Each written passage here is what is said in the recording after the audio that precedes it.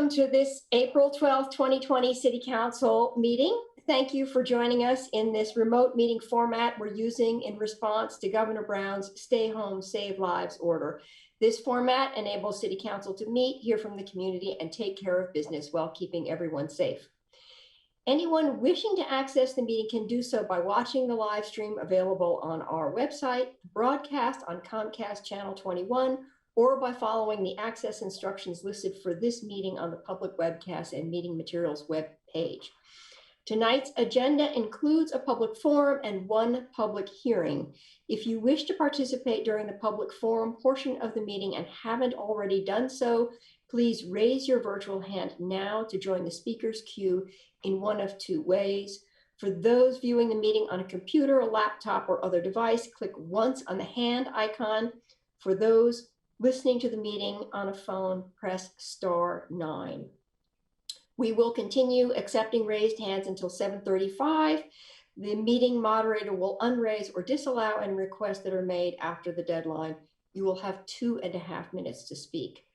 For those wishing to testify at the public hearing, please wait until to raise your virtual hand until I announce that it is time to do so in my introductory remarks for that item. Requests to speak will be accepted until the first person begins testifying. And as a reminder, we are now allowing speakers the option of turning on your video when you are called to provide testimony. When your turn is announced, the meeting moderator will temporarily promote you to panelist status, and you can unmute and turn on your video if you wish. It takes a little bit longer to do this, so just be patient as that happens. And please use this new medium in a responsible way. Our intent is simply to be able to see each other's faces as testimony is given, and any misuse of the platform or violation of the council's code of conduct will terminate your speaking privilege. And finally, thank you all for joining us, for devoting an evening to participating in this public process. And as always, feel free to communicate with any of us individually or together via email or voicemail if there is testimony you were not able to provide or wish to give to us in a different manner. And now, as I begin this meeting, I'm going to begin with a land acknowledgement. Since time immemorial, the Kalapuya people have been the indigenous stewards to our region, building dynamic communities, maintaining balance with wildlife, and enacting sustainable land practices. Following treaties between 1851 and 1855, Kalapuya people were dispossessed of their indigenous homeland by the United States government and forcibly removed to the Coast Reservation in Western Oregon. The city of Eugene is built within the traditional homelands known as Kalapuya Ilihi. Kalapuya descendants are citizens of the Confederated Tribes of Grand Ronde Community of Oregon and the Confederated Tribes of the Siletz Indians of Oregon. They continue to make contributions in our communities here and across the lands. We and the City of Eugene government acknowledge the inherent political sovereignty of the 9 federally recognized tribal nations in the state of Oregon and all American Indian, Alaska Native people who live here. And with that, we will begin our meeting with committee reports and items of interest. Do I have counselors with things to share? I see Counselor Syret. Thank you, Mayor, and thank you for the land acknowledgement. I'm glad we are implementing that. I have a few items, so I might need a second round. I was lucky enough to get my first Pfizer vaccine on Saturday at a Lane County Public Health clinic, and I just want to say kudos to Lane County Public Health. That clinic was beautifully run, amazingly managed. Everyone, knew what they were doing. It was like clockwork. Very, very impressive setup and delivery of the vaccinations there. So I was very impressed. I also wanted to give a shout out to the Whitaker Community Council. They had a vaccination clinic a couple of weeks ago here just around the corner from my house. And I believe they vaccinated for about 400 people in an afternoon. They've also they've applied to and received grants from the Oregon Health Authority to do public education, and you may have seen some of the ads that they sponsored on LTD buses with the all for one and one for all, talking about the 4 things we need to do to stay safe. And they've also purchased and put together COVID kits with masks, hand sanitizers, and other supplies that they've given out to members of the unhoused community, mainly in the Whitaker. So really great work, grassroots work by one of our neighborhood groups. Then I wanted to just reflect.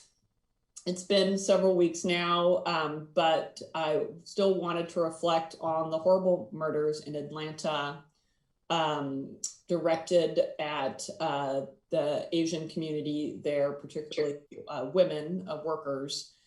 And, you know, this is, and we took a strong stand in recognizing this as a bias crime. And this is something that we as a country have historically struggled to do when it comes to crimes against people of Asian descent. And as I was reading up on this, I was educated on that about a relatively recent example of this and reading a story in the Washington Post that mentioned the 1989 Stockton, California shootings. Now, I was living in California at the time. That was an attack on an elementary school that resulted in 5 people, children, being murdered and 32 wounded.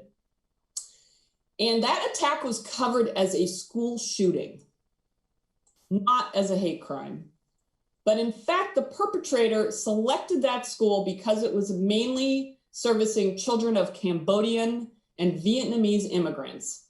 And because of the media coverage and how the public officials spoke about this attack, that racial aspect was erased from the narrative. So I am proud that this council has taken a clear position to condemn the murders in Atlanta as a bias crime, and I hope that we will continue to stand strong when we are inevitably called upon again to take a similar position in the future. So thanks for indulging me in that. Thank you very much for that statement. Councilor Zelenka. Yeah, I too got a vaccine at the Lane Event Center Fairgrounds this weekend on Saturday, and it was really quite amazing. I think they did well over 2,000 vaccines, and it's so well run, so well done. So hats off to the people who designed it and put it together, but also to the hundreds of people that actually volunteered to actually make it happen. So there's just dozens and dozens, if not hundreds, of people that were helping pull that off. So that was just really an amazing event. I wanted to announce that the Police Commission's having its annual retreat on Saturday, May 15th. Did I mention Saturday? And to go over work plan and other issues on that Saturday.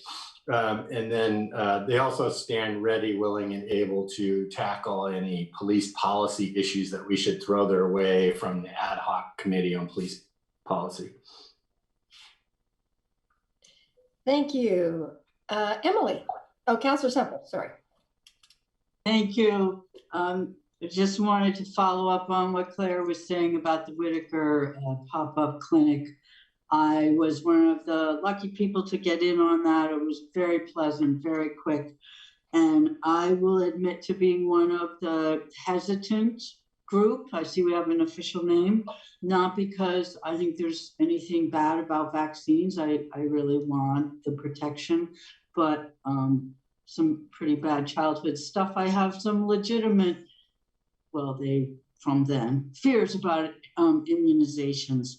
And so I'm just here to tell you that I did it, you can do it, please do it. And don't forget to wash your hands and wear your mask. Thank you. Councilor Keating. Thank you, Mayor. I am 1 shot down and 1 to go. And my fingers are crossed that when we get together on Wednesday, that I will be in good shape. My second Pfizer appointment is tomorrow. So thanks to everyone who's setting the tone by talking about the efficacy of vaccines and how critically important it is that our entire community roll up their arms because shots in arms, checks in accounts, and cranes in the air good for us all. And that last point came from an Onward Eugene meeting that Councillor Semple and Councillor Groves and I had about downtown housing strategies. I want to thank Councillor Semple and Councillor Groves for your participation in that conversation. It was a robust dialogue about housing downtown, and I was honored to have participated. So to Councillor Zelenka's point, it was not necessarily a break, because it was meeting after meeting after virtual meeting, including IGR El Rapa, in which we passed a budget unanimously, and I continued to advocate for increased fines for polluters. And I'm happy to announce that the budget protected jobs 100% at El Rapa without a disruption in services. Our Human Services and Poverty and Homeless Board collaborated last week for a joint onboarding meeting. Southeast Neighbors, Chief Heppel, I want to give a shout out to, because he was incredibly gracious with his time as we safely social distance and masked up and toured a facility that Councillor Groves is intimately familiar with, Station Number 2. And it was a phenomenal tour. So thank you, Chief Heppel. And finally, thanks to the second gentleman of the United States for visiting our neck of the woods last week. Mr. Emhoff had a dynamite tour and great tour guides in Congressman DeFazio and Mayor Vinnis and Governor Brown, and a stellar staff that I'm pleased to say that there was a strong rapport with and a relationship built, which is a story for another time. But the second gentleman's chief of staff, policy director, communications director, and the official White House photographer who joined the second gentleman in his trip to Eugene are all stellar. And thanks to the mayor, big fans of the city of Eugene. So thank you all, and shots in arms, checks and accounts, cranes in the air. Thank you for that. Councillor Clark. Thank you, man. I just wanted to say real quickly, thank you to Councillor Surratt for mentioning the thing that took place in Stockton, the shooting that took place in Stockton, and the background of it. I did not know that, and I'm happy to know that. I'm glad you told us about that so we could be more vigilant. I was very happy that all of us during the break signed on to that statement that all of us made with regard to hate and bias crimes, with regard specifically to our Asian neighbors and community members. I also wanted to note that there was a nice candlelight ceremony that took place over at the Windmore's free speech area, and I believe Councillor Ye was there, if I saw the pictures accurately, and I perhaps others were. I was not able to make it, but I really wish I had been. So I just wanted to say thank you to Councillor Ye for that too, for attending on council's behalf. Thank you. Thank you. Councillor Evans. Yes, thank you, Mayor. I don't know how many of you have seen the news over the last 24 hours, but there was another police shooting in a Minneapolis suburb.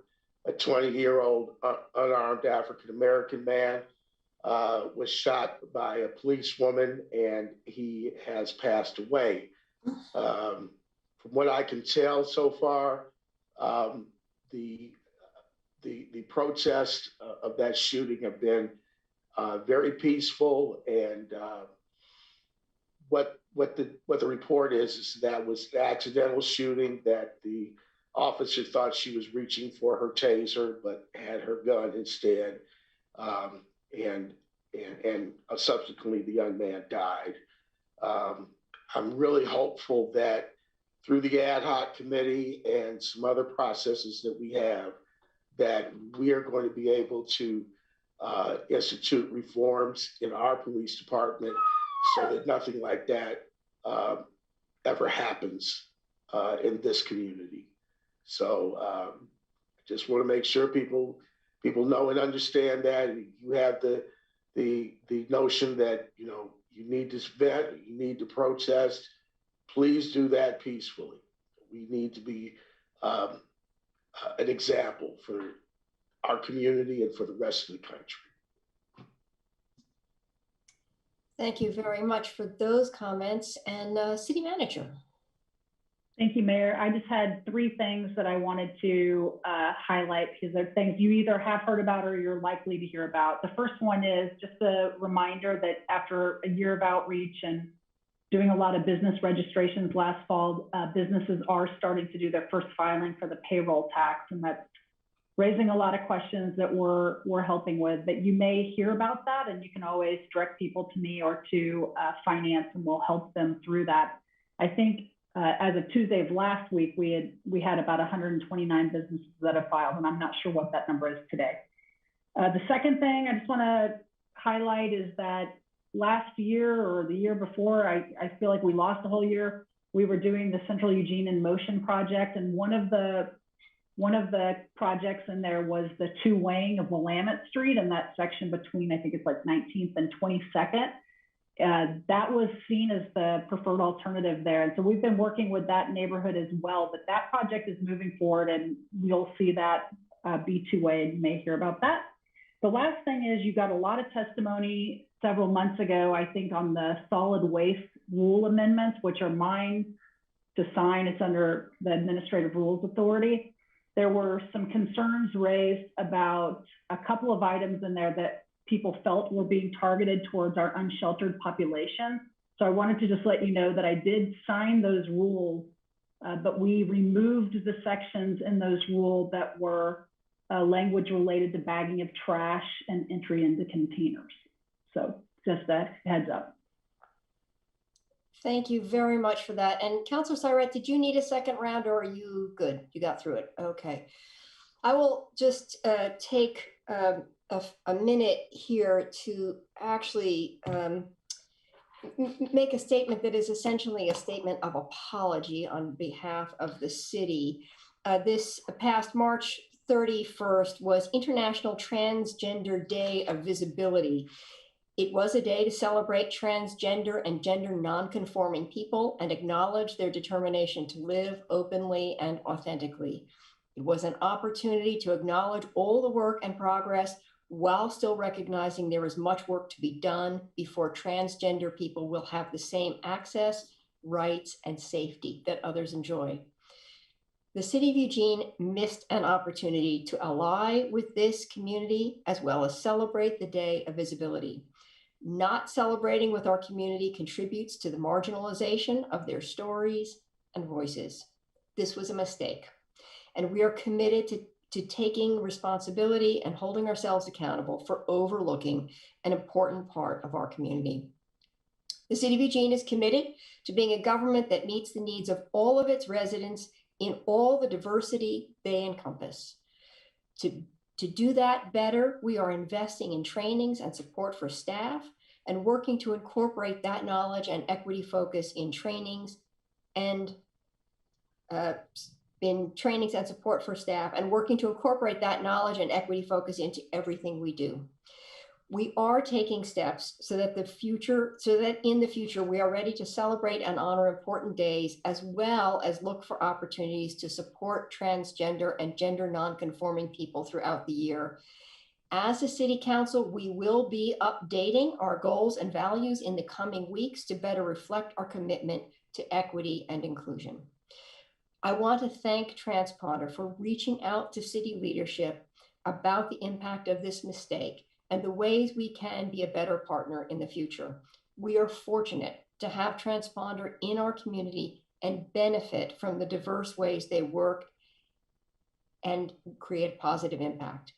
If one is a transgender, diverse person, family member, or ally, Transponder is a valuable resource for support, education, and other resources a person might need. And with that, thank you all. We are ready to vote on the consent calendar. Thank you, Mayor. I move to approve the items on consent calendar 1. Second. All in favor, please raise your hands. 1, 2, 3, 4, 5, 6, 7, 8, and that passes. Thank you very much. Mayor, could I make a comment? Please. Observation.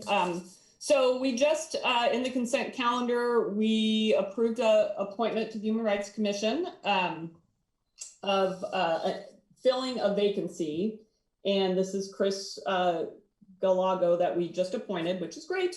But my understanding is that because she's filling a vacancy and there are term limits on our commissioners, that this is going to count as a full term for her.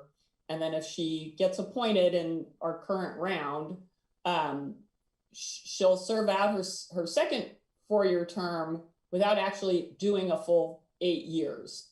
So our rules are such that, you know, she's in a position that we might have a great appointee, and because of how our rules are written, that person will actually only serve like a full term and partial term, and kind of not have the ability to serve 2 full terms. So I just am calling that out. I'd like to ask the city manager and maybe our staff that looks at our boards and commissions processes to look into that and see if there's a way that we might modify that so that we're still, you know, being true to whatever the purpose was of that dynamic, but maybe providing a greater opportunity. Maybe if they're filling a term that's less than a year to go, it doesn't count as a full term or something along those lines. Okay, thank you very much for that. That is actually an important thing that maybe needs fixing. So thank you. All right, we're ready now for the public forum. The public forum is an opportunity for individuals to speak to the City Council on any city-related issues, except for those items which have already been heard by a hearings official or are on tonight's agenda as a public hearing. When it is your turn, the moderator will announce your name and promote you to panelist status. Please state your name clearly and, for Eugene residents, your ward if known, before beginning your comments. Again, each person will have 2.5 minutes to speak. If you are watching the meeting, the timer should be visible. A yellow light will come on when you have 15 seconds to complete your comments. The red light and beep indicate the end of the 2.5 minutes. When your time has concluded, the moderator will demote you back to attendee status and move on to the next speaker. For those who have connected to the meeting via phone and don't have the benefit of seeing the timer, please be aware that your microphone will be muted at the 2.5 minute mark. And I am noticing we have a large number of attendees, so a reminder that we have set a limit of 90 minutes total for the public forum. So those of you who don't need to use your whole 2.5 minutes, that's a wonderful courtesy. It makes it possible for more people to get into the queue, because it looks like we have 39 people hoping to speak, and that's a lot to fit into 90 minutes. So with that, I will turn it over to our moderator to call the first names. Thank you, Mayor. First, How many, Mayor? How many people? We have 39 people signed up. And first is Amanda McCluskey, followed by Thomas Meinzen. Great. Thank you. Thank you, Mayor and City Councilor and City Manager and everyone. It's nice to see you all again. So I'm here today speaking on behalf of Human Rights Commission. So I'm the current chair of the Human Rights Commission. And I wanted to say, first of all, thank you for appointing Chris Gallego to Human Rights Commission. We're really excited to welcome her. She's been a great member of our WeCU committee. She's been leading our COVID impact subcommittee for that group, and she's a very strong voice for the local Pacific Islander community. So thank you. I also wanted to ask that as you consider the applications for the vacancies that we have open now, that you consider supporting Human Rights Commission's goal of increasing the diversity of our commission. So we would like to have additional BIPOC members to our commission, especially folks from our Black and African American community. So you can consider that when you're looking at those applications. We feel like it's important that those voices are heard and are at the table at Human Rights Commission. I've been reviewing the applications over this weekend, and there's a lot of really amazing applicants, really strong contenders. So I appreciate all of your work on this, and I appreciate your support, and I'll yield the rest of my time. Thank you. Thank you, Amanda. Next is Thomas, followed by Eloise Parrish Mueller. Hi, thank you, Mayor, City Councilors, and City Manager for the opportunity to provide testimony. My name is Thomas Meinzen. I'm a born and raised Eugenian in Ward 7 and also an ecologist. I'd like to ask on behalf of Fossil Free Eugene and in the face of Northwest Natural's intimidation and non-compliance with Eugene's proposed carbon fee program, that the City of Eugene allow the franchise agreement with Northwest Natural to lapse this coming May. And before re-entering negotiations with Northwest Natural, the City of Eugene passed ordinances to 1, ban the construction of new gas infrastructure in Eugene, 2, stop cash incentives for switching homes from electric to polluting gas appliances, 3, mandate the transition of all utilities in the city to 100% renewable energy by 2030, 4, levy a fee on Northwest Natural and other climate polluters to create a fund to transition low-income, historically marginalized communities from fracked gas to electric appliances and to retrofit these homes to increase efficiency.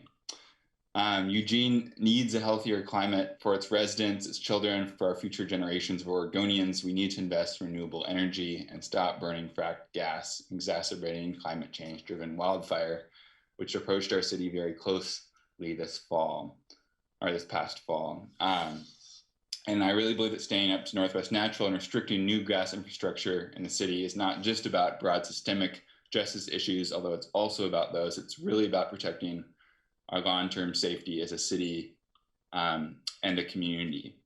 I'm an ecologist and I work with endangered species, and I can tell you that everything hinges on decisions like these, whether or not to hold fossil fuel corporations accountable, to invest in renewable energy, and to stop new fossil fuel infrastructure.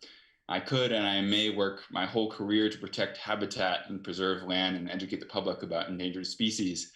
But if we keep burning gas and releasing methane in the atmosphere, none of that will matter. All of the species I work with will go extinct.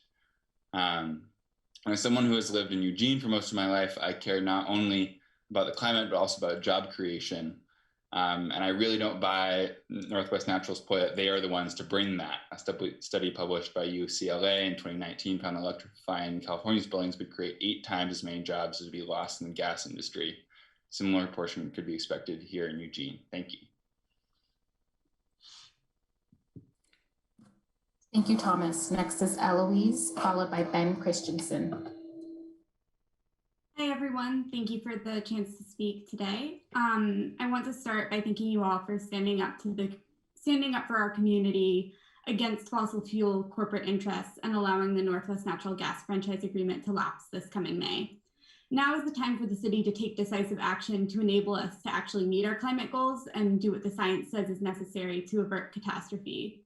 The city must schedule a work session to pass ordinances to end the construction of new natural gas infrastructure, ban the use of cash incentives to switch homes from electric to polluting gas, which is totally moving backwards in the wrong direction, and mandate the transition of all utilities in the city to 100% renewable energy by 2030.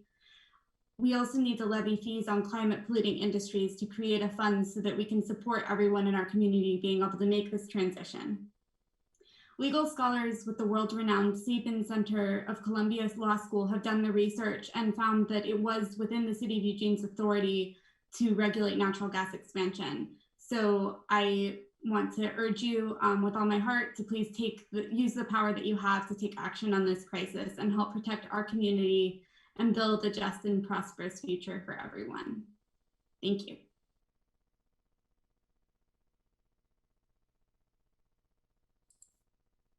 Thank you, Eloise. Next is Ben, followed by Amanda. Can you hear me? Yes. All right.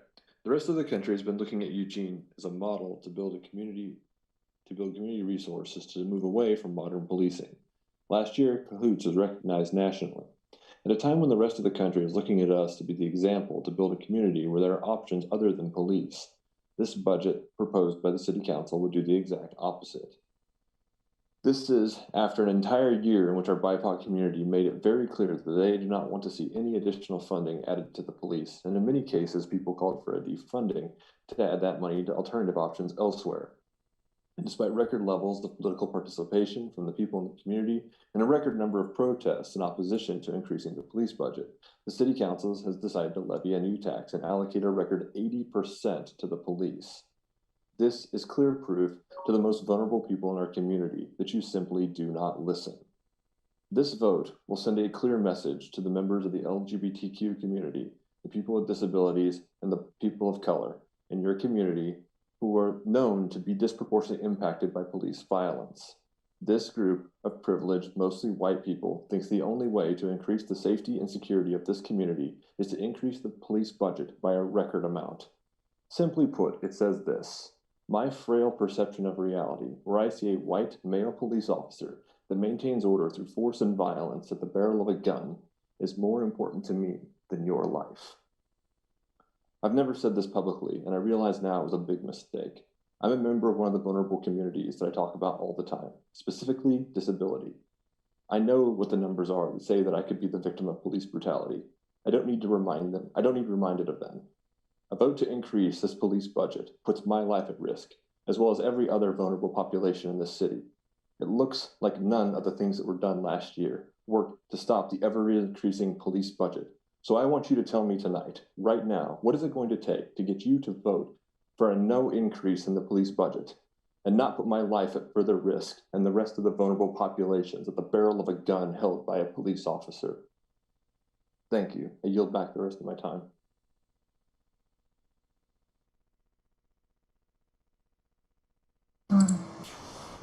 Thank you, Ben. Next is Amanda, followed by Sahara Valentine. Hi, my name is Amanda Schlumberger, and I'm the owner of Solace Lawn Studios located on 6th Avenue, which is across the street from the Washington Jefferson Park. Over the last year, specifically the last few months, the number of incidences with individuals living in the Washington Jefferson Park has dramatically increased. Inside of SOLA, we house nearly 40 individually owned businesses. All but one of these businesses is owned by women who serve primarily women. Our entrepreneurs and their customers are harassed weekly, sometimes daily, from the individuals living in the camp across the street from us who loiter and trespass on our property.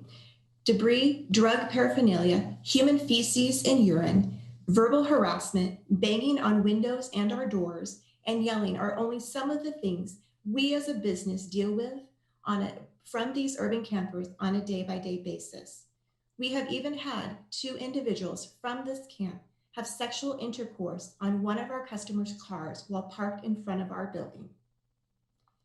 It should go without saying that we do not feel safe. We do not feel physically safe, and we do not feel that our public health is safe. Through the use of EPD, cahoots, and conversations with the homeless individuals, we have tried to work proactively with the homeless community and that of the city.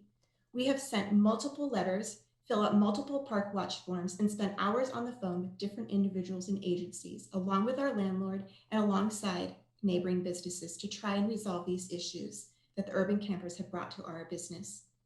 As personal services industry, we have weathered the pandemic only to combat the riots right next door to our business that scarred our tenants, to literally the firestorm and toxic air of the fires this summer, and now to have to deal with the homeless population impacting our business and that of nearly 40 entrepreneurs.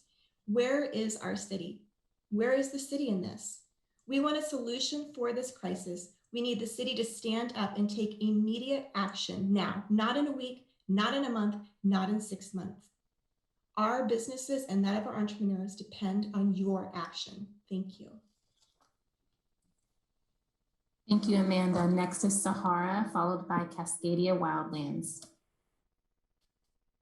My name is Sahara Valentine. I'm a junior at South Eugene High School, and I'm here representing Earth Guardians 350 and Fossil Free Eugene. I live in Ward 2.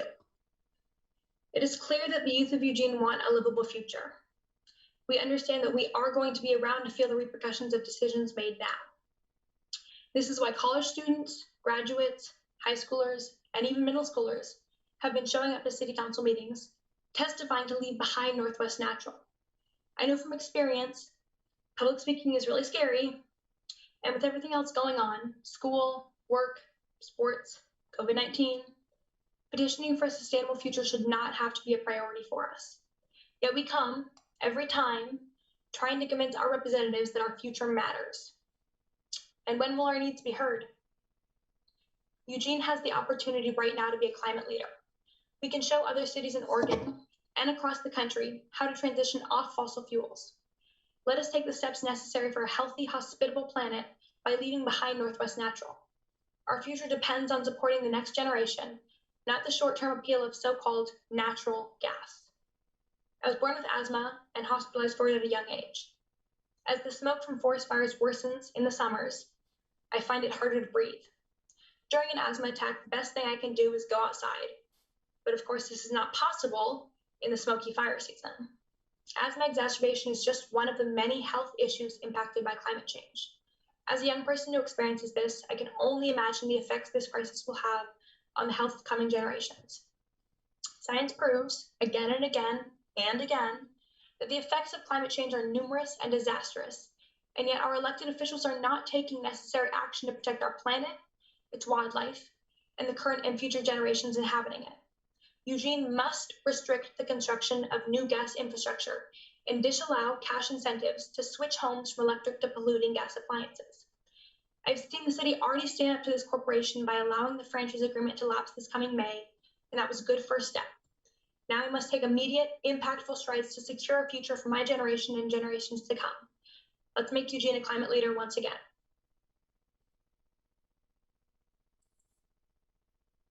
Thank you, Sahara. Next is Cascadia Wildlands, followed by Marcella Buser. Hello, can you hear me? Mayor Venice and city councilors, thank you for providing this opportunity for public testimony. I hope that you all had a nice break and got to enjoy some of the sunshine. My name is Dylan Plummer. I'm the grassroots organizer with Cascadia Wildlands and a resident in Ward 2. I'm testifying tonight on behalf of Cascadia Wildlands and the Fossil Free Eugene Coalition to demand an immediate moratorium on the construction of new frac gas and other fossil fuel infrastructure in the city of Eugene. This is our opportunity to create a safer and more sustainable city. This morning, our coalition sent you a letter summarizing in depth legal research conducted by attorneys with the Columbia Law School's Sabin Center, which both affirms the city's legal authority and its moral imperative to immediately regulate the construction of new gas infrastructure in our community. Recent polling from Oregon League of Conservation voters shows that a majority of Oregonians support this transition away from frac gas into 100% renewable energy. Recent studies have shown that preemptively investing in electrifying new buildings will stimulate our economy and save us money. Simultaneously, a recent study has indicated that over half of the Antarctic ice shelf is in danger of collapsing in the near future due to climate change. And then unless we take immediate action at all levels of government, we'll begin to see massive sea level rise and increased positive feedback loops. Another study showed that in 2018 alone, pollution from fossil fuels was responsible for 8.7 million deaths, a staggering 1 in 5 deaths of that year globally. Just today, San Jose State University Fire Lab found that California fuel moisture is at record lows, boding ill for this coming wildfire season. In short, we have the technology, we have the public support. We can take action to mitigate the health and climate impacts of the fossil fuel industry and stop the climate crisis. We can make policies to ensure a just transition for the most vulnerable in our community. And if we do not, the consequences will be unthinkable. Now I want to shift gears. Due to misinformation being provided to the council, I want to spend the rest of my testimony reading excerpts from eWeb's 2020 Electricity Supply Planning Report. The electrification study states, the electrification of transportation and building energy use are key components of the electrification pathway and could have far-reaching impacts on eWeb and its customers. Taken altogether, improvements in transportation fuel efficiency plus high levels of zero carbon electrification could help meet as much as 34% of the city's carbon reduction goal by 2030. These total carbon savings alone could be more than 50% of the CAP 2.0 goal and by 2050. The pace of electrification is expected to be slow in the next decade, giving eWeb opportunity to respond and adapt to emergent trends. On a forecasted average energy basis, eWeb's power portfolio has enough surplus energy to meet our customers' electrification needs, and we expect that Thank you. Your time has concluded. Next is Marcella, followed by Danny Noonan. Hello, City Council. My name is Marcella. I'm a campus organizer with Osberg students, and I live in Ward 2. I am testifying on behalf of Fossil Free Eugene Coalition. I first want to thank you all for your continual work on climate solutions already. I know that y'all have already made some pretty big decisions. And I'm here because I also care about our future. Every 2 weeks, I get to babysit my nephew, who is going to be 6 months old this Friday. I believe some of y'all may have seen his picture on my Zoom camera. But he is the light of my life. And I'm starting to see now that part of my calling in life is being his cool aunt. But he's really changed the way that I see the world. I think about when he's older and what his life is going to be like. And it scares me, but I have hope. I see a world free of climate change, where he's riding an electric bus to school, where we're exploring the healthy Douglas firs at Skinner's Butte, and he is able to play outside all year long because the forest fires are gone. And we can make that a reality for him and for our generations to come. We can't solve this overnight, but we can continue to be environmental leaders and be proud of our city. And that starts with Eugene committing to 100% renewable energy. So that's why I'm asking you to support Fossil Free Eugene for our health, for our environment, and for my nephew's future. Thank you. Thank you, Marcella. Next is Danny, followed by Ixtali Torres. Thank you, Mayor Venice, City Councillors, and City Manager Maderi. Thank you for the opportunity to give testimony this evening. My name is Danny Noonan, and I'm a climate and energy strategist with Breach Collective, and I was recently the Climate Policy and Legislative Affairs Manager with Beyond Toxics, and I'm actually still retained by them in a consulting capacity. And I'm also a resident of Ward 1. I'm here to testify on behalf of the Eugene evening. I do personally want to take the opportunity to thank you for your decision to refuse to renew a franchise agreement with Northwest Natural that would have locked in gas use in this city and prevented the much needed transition off of fossil fuels to mitigate the climate crisis. While I thank you for this, the city must build on this decision and take an essential step towards meeting its climate goals and investing in a just transition for all residents of our city by taking the actions that we outlined this evening by other members of the Fossil Free Eugene Coalition. In addition to those demands, I want to add a personal demand to this list, which is a demand that you continue to stand up to fossil fuel corporations, continue to hold the line, and a demand that you be bold. We are almost certainly going to see an increase in propaganda and in the amount of pressure and resources that industry is putting into this city. This is a playbook that we've seen throughout the country, in cities in California, in cities like Austin and San Antonio in Texas, and we've actually seen this throughout the world, that every time a government is looking to take bold and necessary action, industry steps in and does everything that it can to thwart that action. And I think we're seeing it in little old Eugene, with Northwest Natural currently recruiting for a government affairs person to do just those kinds of, apply just those kinds of tactics. But this council has the support of this broader coalition, and you have the support of this community, and perhaps most importantly, you have the legal authority and the moral authority to put Eugene on the path to securing a just transition and fossil-free future. Thank you. Thank you, Danny. Next is Ixtali, followed by Selena Blick. Hello, City Councilors, Mayor Venice. Thank you for providing this opportunity for public testimony. My name is Ixtali, and I am a resident of Ward 2, but I spent most of my life in Ward 8. I'm also testifying on behalf of the Fossil Free Eugene Coalition. Thank you for your decision to walk away from negotiations with Northwest Natural over the franchise agreement as they currently stand, and for holding the corporation accountable to the desires of your constituency, the people of Eugene, in regards to greenhouse gas reductions by allowing the current agreement to law. As people have said before, now is the time to take bold action to ensure that our city is able to transition to 100% renewable energy. on the timeline that scientists say is necessary. I truly want to be proud of my home city. I'll tell you a formative story about why I'm here. 4 years ago, in between the summer of my junior year and senior year of high school, I was able to visit my family in Mexico. This was a very important time in my life, and I was really focusing on my indigenous history. When I came back to Eugene, though, I was greeted with the horrible smoke that had engulfed our air that summer, and now for the summers after that. This was important. This was an important time in my life because I was figuring out where I wanted to go to college and what I wanted to do. I was forced to spend the rest of that summer inside, and I came across a YouTube video of someone talking about how we have lost touch with nature, destroying it, and in return ourselves. Listening to this and in the smoke, I realized that there was no other choice for me. I had to use all my will to fight for a sustainable future and environmental justice.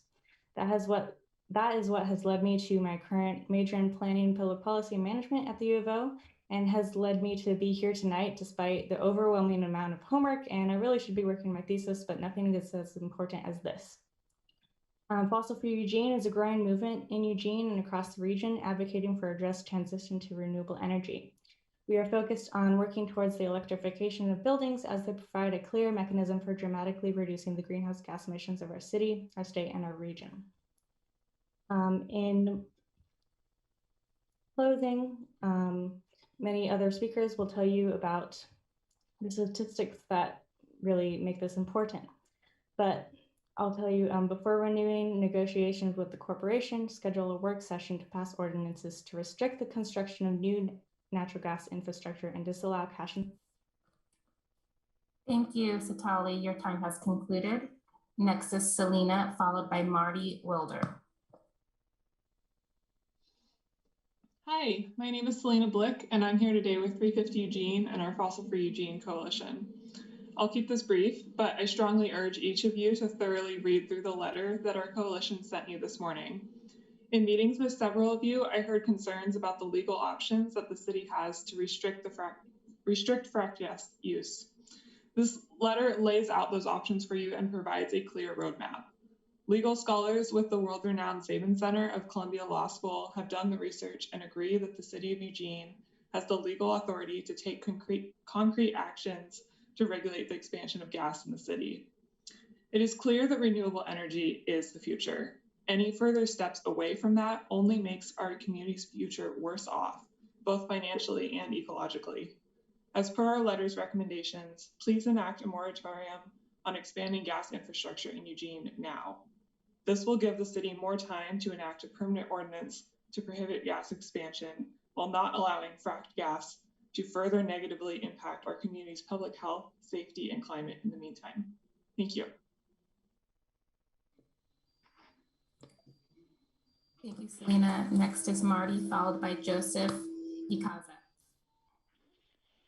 Hi, my name is Marty Wilder. I live in Ward 2. I'm on the ad hoc committee for police policy. And I'm also a trans man, and as a nod to your apology, Mayor, I decided to make myself visible. I'm here today because I just caught wind of the proposal for 1059 Willamette, which used to be the LCC downtown building, to be made into privatized mixed income housing. And you're probably going to get some feedback from a lot of people saying the nuances of the deal and whether or not it's a good deal for Eugene. But I just want to undercut all of that and say that's just the wrong way to go with this particular piece of public property. I just caught wind of this right after the survey closed, which I'm a little bit disappointed about. But in my work on the ad hoc committee, I've come to realize that what underlies what people are calling for when they say defund police, there's a side of it that is saying what they want to fund. And I caught the tail end of your work session just now. There were two items on there. One was about reallocating the CSI funds, and the other one was about where do we put the homeless people? We keep telling them they can't be here, but we don't have a place for them to go. That piece of property, that public building, is right across from the bus station. This should be this is a perfect opportunity. You should seize, you should grab on. We don't need more affordable housing right there. We need free shelter. We need to do something to invest in community care. There's so many opportunities that you can do with that space. We need 24/7 resource stations, public showers, a place where we can have like a community center where we can be infusing the kind of community safety that we need. So I just wanted to say something about that. I think you'll get public support. I think you'll get support from faith communities. I think you'll get support from BIPOC communities. So please put the brakes on that deal. Thank you. Thank you, Marty. Next is Joseph, followed by Caitlin Shampoo. Hello, my name is Joseph Ikaza. I'm a member of the Climate Justice League at the University of Oregon and a member of the Fossil Free Eugene Coalition, and I live in Ward 7. I'm here to testify against the continued use of fossil fuel infrastructure in the city of Eugene. As an environmental science major at the university, I have studied climate change extensively, and I'm well educated in the role that fossil fuels play in worsening the climate crisis. I believe that it's not only in the best interest of the city to dramatically reduce its carbon emissions, but that to do so is necessary to meet the goals put forward by the city itself in its climate recovery ordinance. I am a father to a 9-month-old baby boy, and I can't quite put into words the worry and concern that I have for his future. It is already too late to completely avoid the climate crisis because the crisis is already here, as we saw with the catastrophic wildfires on the West Coast and the historic hurricane season last year on the East Coast. I fear that my son will not be able to experience the same kind of natural world that I grew up in and won't get to know its beauty and magnificence. Though I'm fearful, I'm also hopeful because it is not yet too late to take action. By refusing to sign a new franchise agreement with Northwest Natural, Eugene has the opportunity to not only act in the best interest of our community, but to serve as a leader in Oregon and across the nation by combating the existential crisis that we face head on. As part of the request to fossil fuel Eugene, I'm also requesting that the City Council pass ordinances to transition all utilities to 100% renewable energy by 2030, ban the construction of new fossil fuel infrastructure, and levy a fee on climate polluters such as Northwest Natural to decarbonize and electrify low-income and marginalized communities. I encourage you to take the moral and ethical action necessary to ensure that my son has a livable future. Thank you. Thank you, Joseph. Next is Caitlin, followed by Karen Austin. Hello, City Council, and thank you so much for listening to me. My name is Caitlin Shampoo, and I live in Ward 2, and I'm here in support of Fossil Free Eugene and Augsburg students. I'm a graduating senior at the U of O, and now is the time that I should be spending thinking about my future and what kind of life I want to lead. However, as somebody born in the generation that has faced the reality of climate change my whole life, it feels pointless to plan for a future that may never come. So I'm asking that you all continue to support coalitions like Fossil Free Eugene and move towards a wide open and 100% renewable future. Thank you. I yield the rest of my time.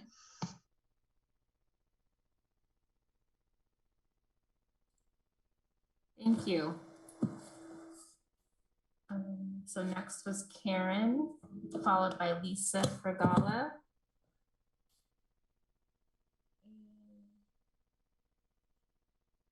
It looks like Karen may have dropped off, so we're going to go to Lisa, followed by Zia.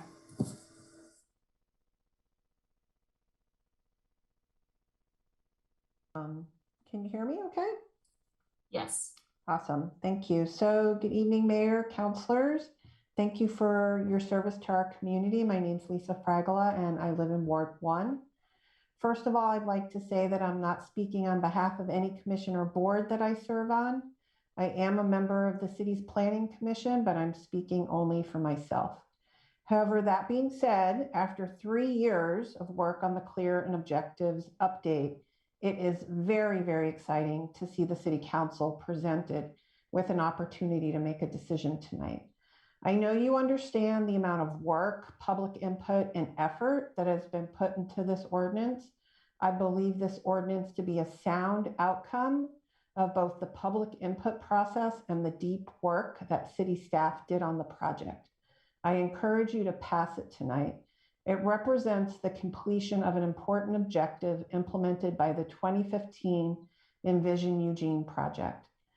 This is why I'm also asking you to not support a potential amendment to the ordinance tonight regarding transitions in special area zones.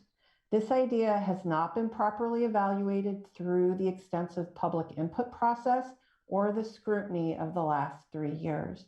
The scope of the clear and objective update represented a very narrow focus for such things as planned unit developments and subdivisions. So this amendment is confusing and seems out of place within the clear and objective ordinance to me. Tonight's amendment could have other consequences. It could create barriers in the Eugene Middle Housing Project. As part of this project, Eugene special area zones will need to be evaluated for how they support the goal of having more affordable and diverse housing types in Eugene. I encourage you to allow the Middle Housing Project to complete its process with the same deep analysis and public input the clear and objective code update had, and to not support an amendment tonight that could complicate the good work currently happening. Thank you for the opportunity to speak with you tonight. Have a good evening. Thank you, Lisa. Next is Zia, followed by Hollis Mann. Hi, I'm Xia. It's good for Councillor Surratt talk about Atlanta mass shooting, but also sounds concerned about using language sex worker clearly. So again, sex work is real work. Anyway, words just words. I didn't see any city councilors showing up at yesterday's March for East Asian Women Victims of the Atlanta mass shooting. I was expecting Eugene City councilors to be able to use your break time to do some self-education about cultural competence and speak up against the violence towards minorities. It's good for the councilor Evan mentioned down to right was killed by police yesterday in Minnesota, but I didn't hear the other white councilors mention this racial trauma. I highly recommended the Eugene City councilors to do diverse, decolonizing, and anti-racism training, then have an accountability group to put your action into supporting the BIPOC community. At least we want to hear and see again one white male like Councillor Zelenka to defend another white male, Councillor Clark, say he's not a racist because I know him for decades. By using public comment time, it's very ignorant. I filed a complaint to the police audit regarding EPD selective treatment towards white supremacy on January 9th pro-Trump rally. Internal investigator Jason used the unknown caller called me to respond to my complaint. Of course, I didn't answer the call as it was like a scam call for me. Why did the investigator use an unknown caller to respond to a citizen's complaint? How to hold the EPD accountable when unknown caller already disrupted the trust system? Apparently, EPD feels very comfortable with their secret policing. EPD continues arresting people who attended the May 29 social justice event. EPD is tracking people, then arresting people when they are at the traffic stop. It's like they're waiting for people to leave and snatch them up. I wonder how many people they are civilian related to the May 29 protest. EPD, you don't have other better thing to do? It's wasting resource. Stop wasting tax money to EPD. Reallocate funding and resource to the social services system and unhoused people. Last, I echo comments rejecting the city's development plans at 105 Willamette, Stamp Plant, and Riverfront, as well as a moratorium on new gas infrastructure in the city of Eugene. If a little bit. Thank you. Your time has concluded. Next is Hollis Mann, followed by Tai Williams. Thank you for providing me this opportunity for public testimony. My name is Hollis Mann, and I am a South Eugene High School student and a resident of Ward 2. I would like to thank you for your decision to walk away from negotiations with the Northwest Natural over their franchise agreement and for holding the cooperation accountable to the desires of your constituency and the people of Eugene in regards to greenhouse gas reductions. I am testifying on behalf of Fossil Free Eugene Coalition. We are part of a growing movement in Eugene and across the region advocating for a just transition to renewable energy. We are focused on working towards the electrification of buildings as they provide a clear mechanism for reducing the greenhouse gas emissions of our city, state, and region.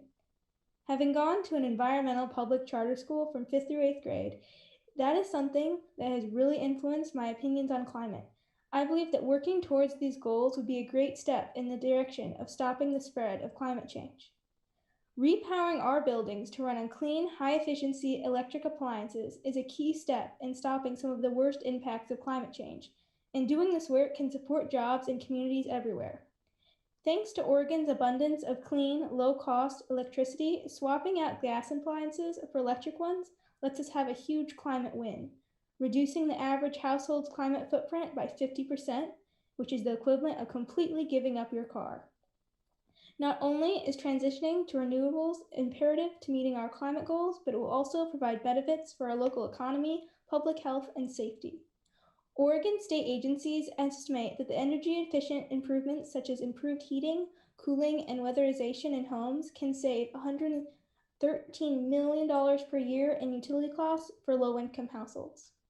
We support you to reimagine Eugene's energy future and to make our city the example of climate leadership that it should be. Before renewing negotiations with Northwest Natural, it is important that the city signal its dedication to this effort by passing ordinances to ban the construction of new gas infrastructure in the city. We support you to use this opportunity to start a process to decarbonize our city and move our community into a new decade. Thank you. Thank you, Hollis. Next is Tai, followed by Karin Knudsen. Thank you, councilors, mayor, and city manager Maderi. My name is Tai Williams. I'm currently a COVID-19 case investigator for Lane County Public Health, but I'm speaking only on behalf of myself tonight. And I was really grateful to hear so many folks getting vaccines this weekend. I've gotten to work at those clinics since January, and it's really amazing to see like that's actually happening. Although I will also note that seeing the rise in cases lately has been immensely disturbing. But transitioning from that, I wanted to highlight that a recent report that the Oregon Health Authority put out on climate change and health impacts. So I just wanted to take a moment to just read you a few quotes from some of their recent report on climate and health. When speaking about health inequities, they mentioned that the current global pandemic further exposes these inequities and makes addressing the climate crises even more challenging. Populations most exposed and vulnerable to COVID-19 overlap with populations most exposed and vulnerable to extreme heat, air pollution, and other climate hazards. Taking action on climate change is, this is no longer a quote, is in fact taking action on health. I was as a kid growing up in Eugene in wards 5 and 7, my parents were incentivized by Northwest Natural to switch our home heating, cooking, and dryers to gas appliances. At the time, I was really excited by that possibility because I loved looking at the pilot lights. But as it turns out, pulling up the chair and just sitting at the stove and looking at the flames was immensely dangerous for my health. And we know now from research that those gas stoves are detrimental to human health. And then I wanted to note the Oregon Public Health Association drawing attention to, or released a report this year in February, advocating for climate solutions for health solutions. And there's a quote that says that we must achieve Oregon's goals for building efficiency in a zero carbon future by reducing carbon impacts from new and existing buildings, and transition away from natural gas use from home heating and cooking to maximize health benefits and reduce. Thank you. Your time has concluded. Next is Karin, followed by Marcus Kanoki.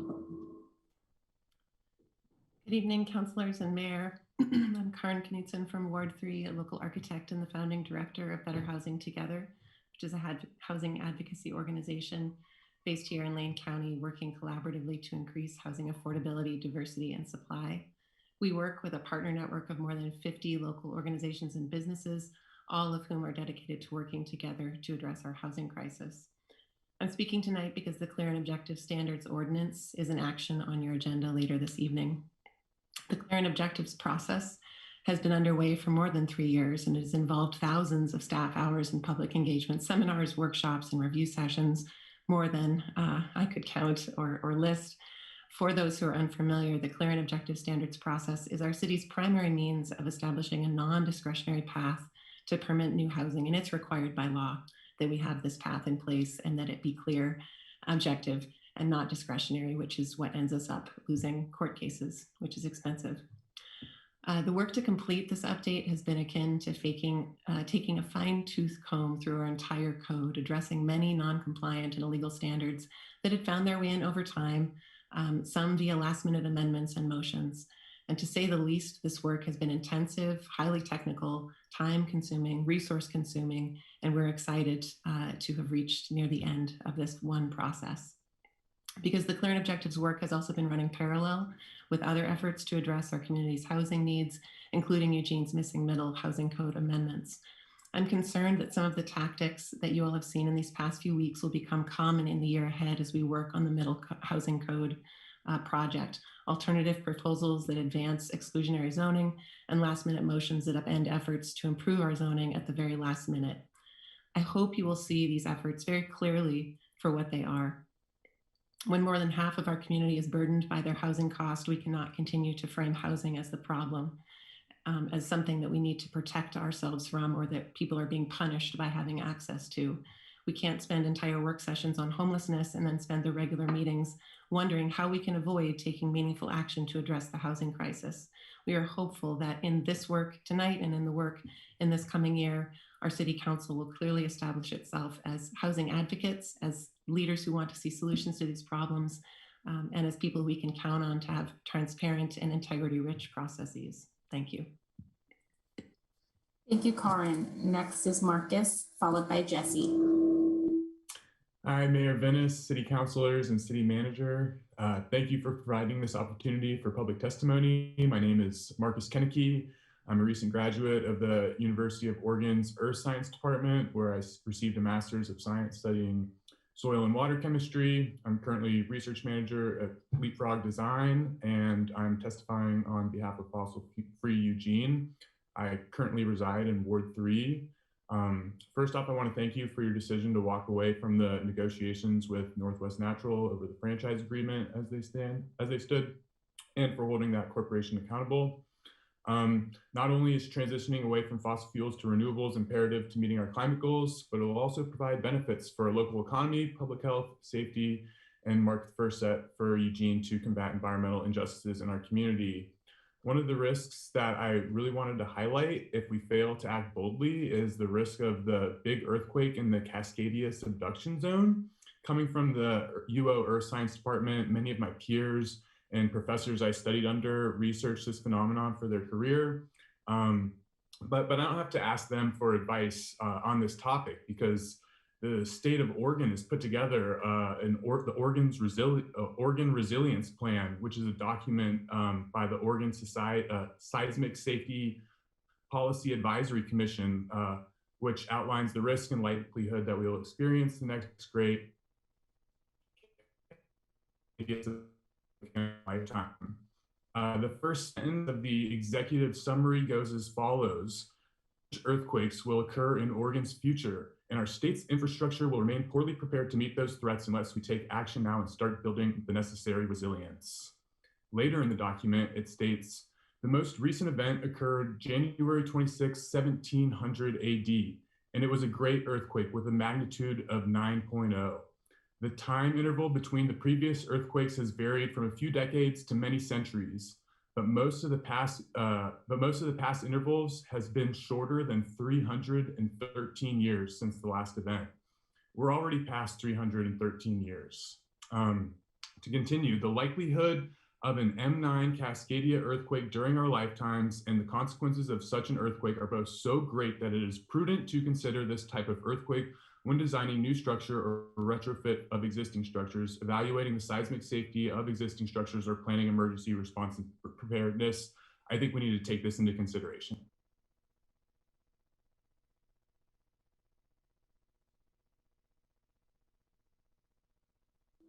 Sorry, your time has concluded. Next is Jesse, followed by Dana Garden.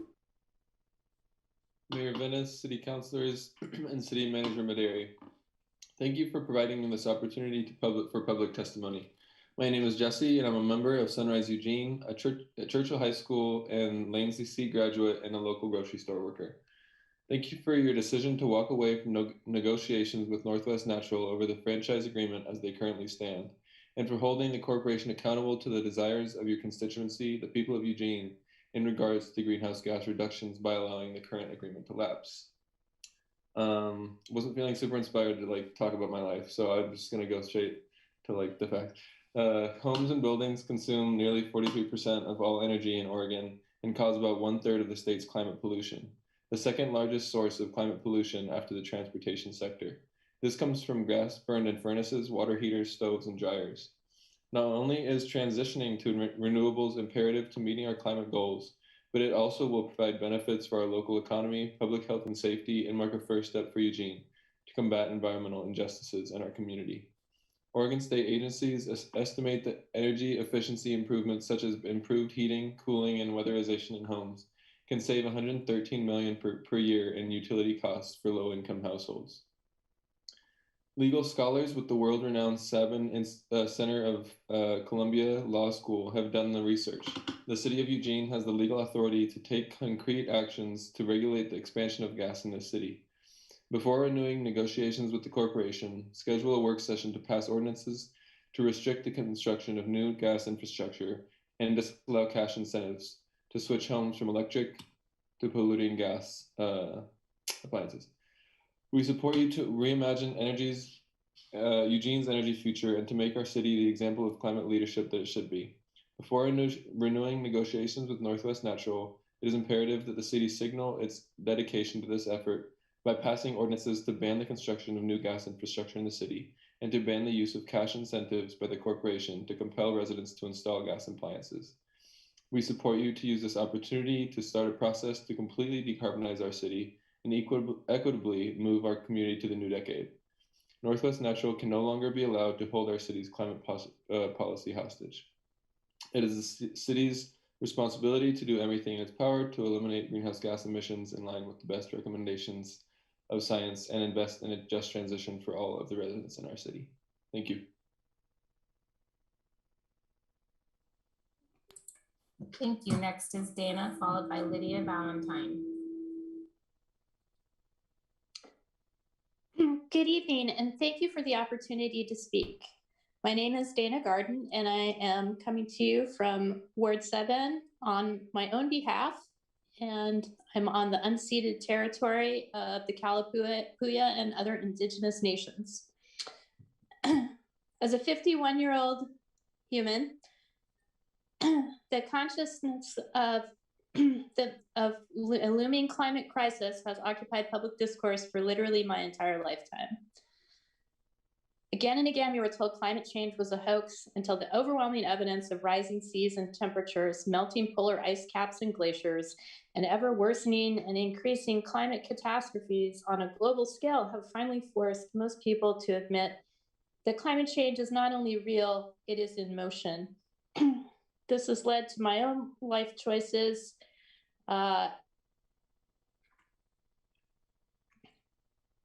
in order to reduce my carbon footprint, I have stopped having a personal vehicle for the past 11 years. Right now, we have the opportunity to make some small and practical commitment to our children, grandchildren, and to the future by demanding an end to all new fossil fuel infrastructure in the city of Eugene.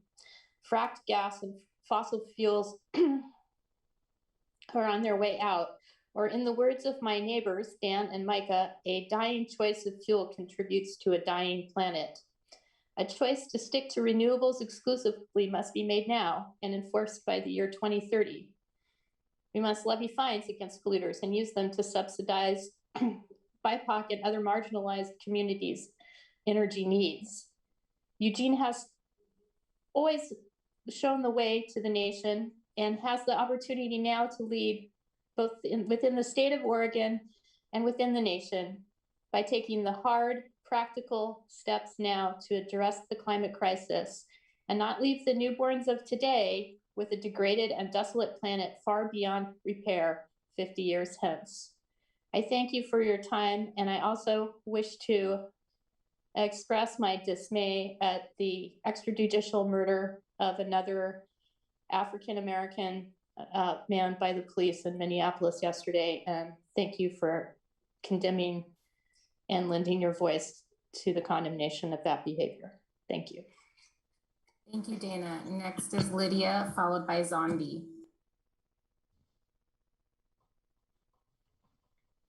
Mayor Venice, City Councilors, and City Manager Maderi, thank you for providing this opportunity for my public testimony. My name is Lydia, and I'm a middle schooler for in the Eugene School. I live in Ward 2.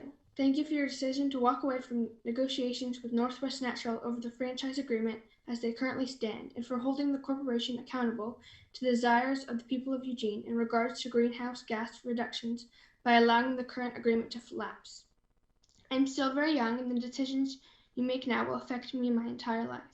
I cannot vote for my representatives, and that's one of the many disadvantages of being my age. Because of how young I am, I feel like I have less of a voice when these decisions are being made. You're making the decisions that will directly impact my future. I have a little say in what happens, so I'm counting on you to make the right steps for our future. I feel disappointed in how long it's taking us to make our city a climate leader. We need to take action. Not only is transitioning to renewables important to meeting our climate goals, but also will help ensure my health and safety as well as many of my friends. I need you to reimagine Eugene's energy future. Please mandate the transition of all utilities in the city to 100% renewable energy by 2030 and levy a fee on Northwest Natural and other climate polluters to create a fund to transition low-income and historically marginalized communities from fracked gas to electric appliances and to retrofit these homes to increase efficiency. Thank you for your time.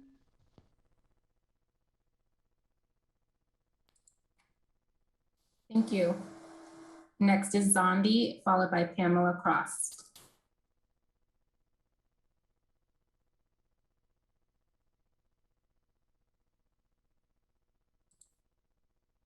Zombie, please unmute. Hi, can you hear me? Yes. Okay, thanks. My remarks relate to proposed projects at 1059 Willamette, the steam plant, and Riverfront. You have or will receive feedback that all three of these developments are projects of white supremacy. I realize this may seem to many of you like a far-fetched statement. I hope you will let your defenses down, let go for a minute of the promises you've made to developers and stakeholders, or to your own visions of looking out over the river from a $14 million park and plaza.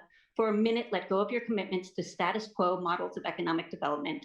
I can make the simple statement that all three projects involve transfers of stolen land, tax breaks, and public dollars to private entities that, as it happens, are controlled by white men with gross access to capital. Mayor Vinnies, you opened the public forum with the land acknowledgement. At the riverfront, one of the streets is named after the Kalapuyan name for duck, and two are named after early Black residents. While these acknowledgements are nice, they are a far cry from undoing legalized dispossession and exclusion from real property, AKA land. I understand that the lobbying powers that be may have you feeling that there is no alternative. How can you develop without turning to the capitalists, those who have gross levels of capital from the original capital of stolen land and stolen lives? It might be useful for you to consider that the Confederated Tribes of the Grand Ronde are always actively reacquisitioning land. In fact, in 2019, they purchased the defunct mill in Oregon City. It has many parallels with Eugene's steam plant and will be renovated in the midst of a $30 million city-supported river walk. I don't have time for an exhaustive treatment of all the possibilities here. I will suggest that you pause all projects for the time it takes for you to consider how by not passing anti-racist policies, you further entrench land and resource dispossession for all but the rich. You can consider that California has passed a tribal consultation policy, which requires that all transfers of real property are given right of first refusal to Native American tribes, that is held by governmental entities. In particular, the tribal consultation policy creates an expectation that for any disposition of real property, governmental entities will offer tribes the right of first refusal before putting the property on the market. Eugene, you have not done that. You have not done it with the Willamette property, not with the riverfront, and not with the steam plant. So you have been remiss, and that is understandable, but now you must go back. Thank you. Next is Pamela, followed by Ward 8 business owner.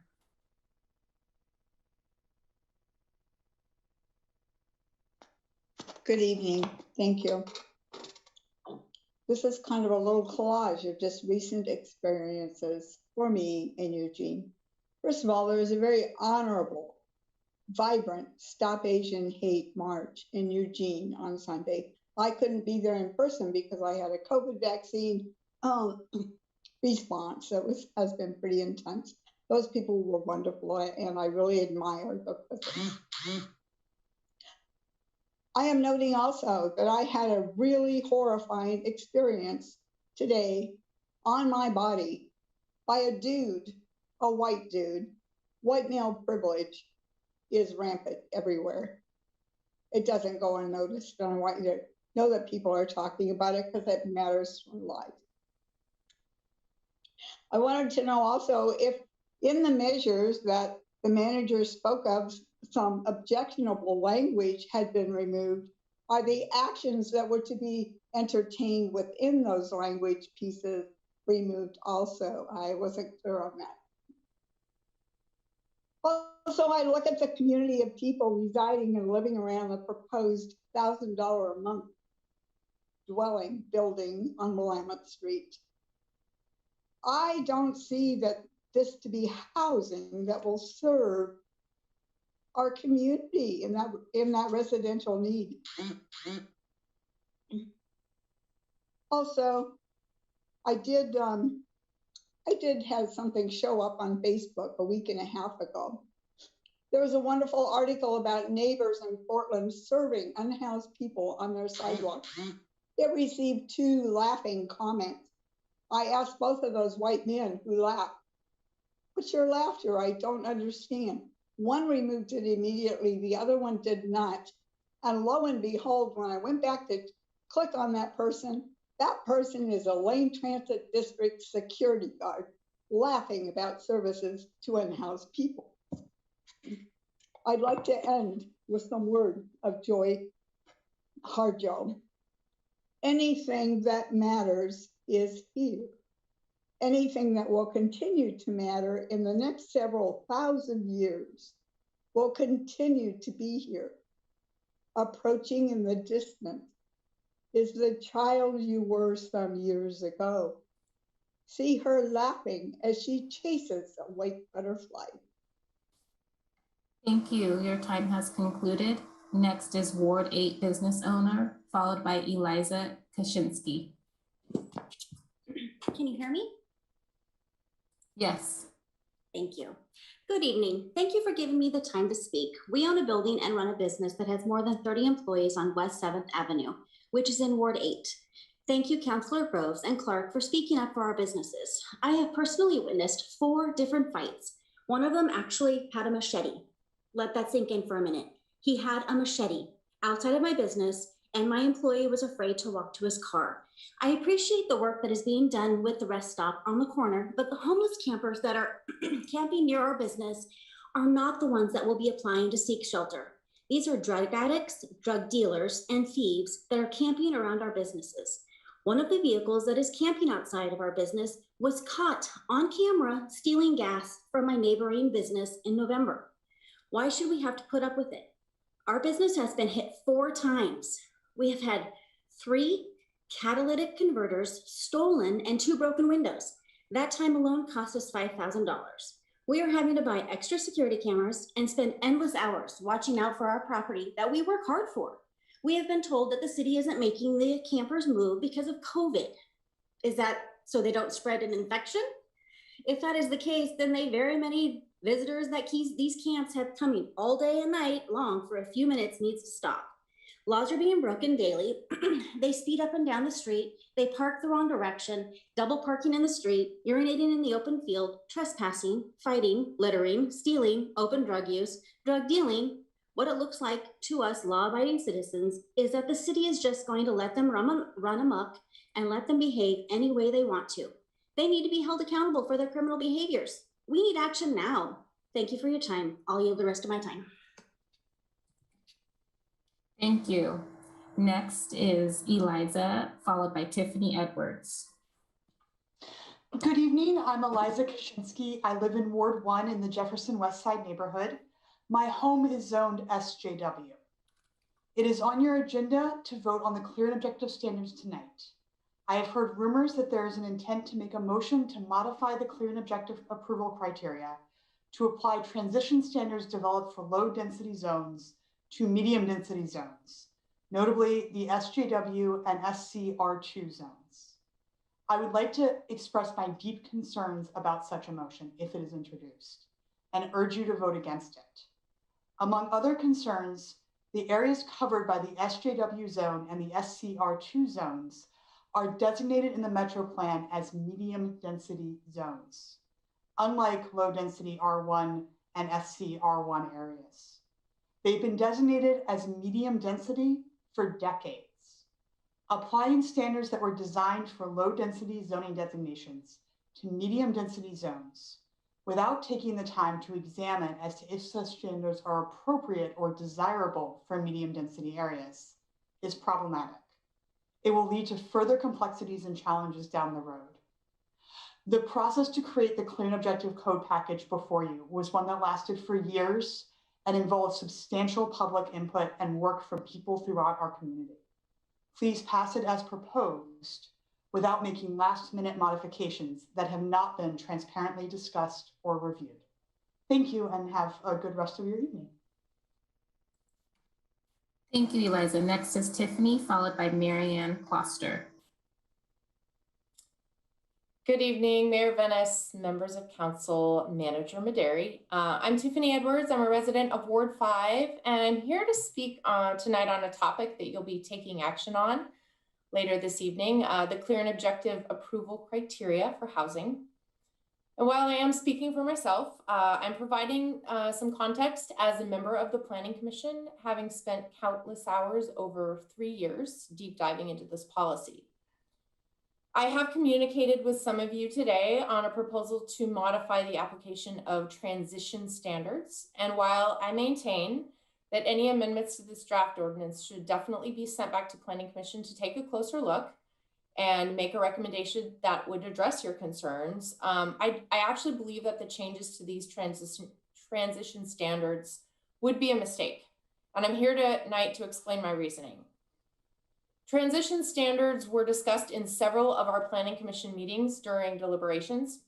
In some areas of town, we have higher density zoning of community commercial or C2, which allows for structures up to 12 stories tall and in some parts directly adjacent to R1 low density residential zones. So for those properties bordering these two zones where you could potentially go from a 1-story home to a 12-story building, Planning Commission suggested transitional development standards to allow for some buffering with landscaping, setbacks, heights that step up, but it only applies to these abutting properties.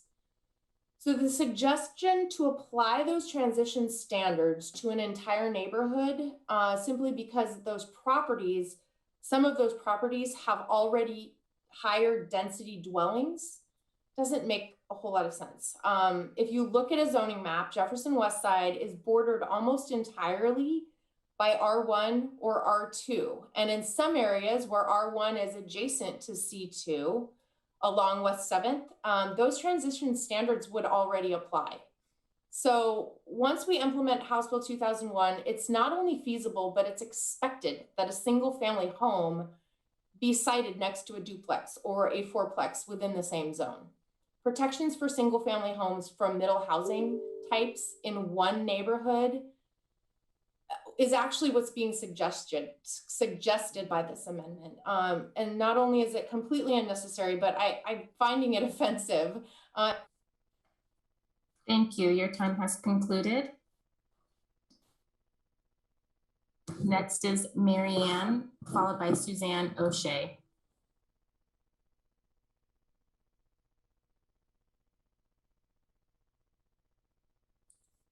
Marianne, please unmute.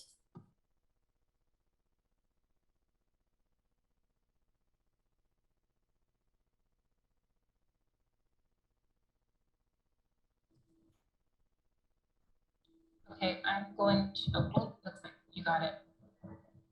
Hi, Marianne.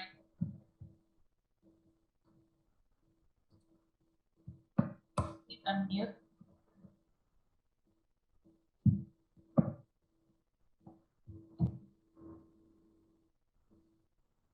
Okay, Marianne, I will come back to you.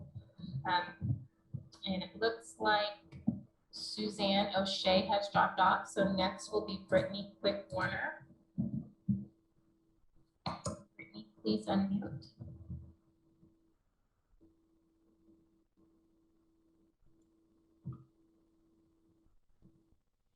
All right.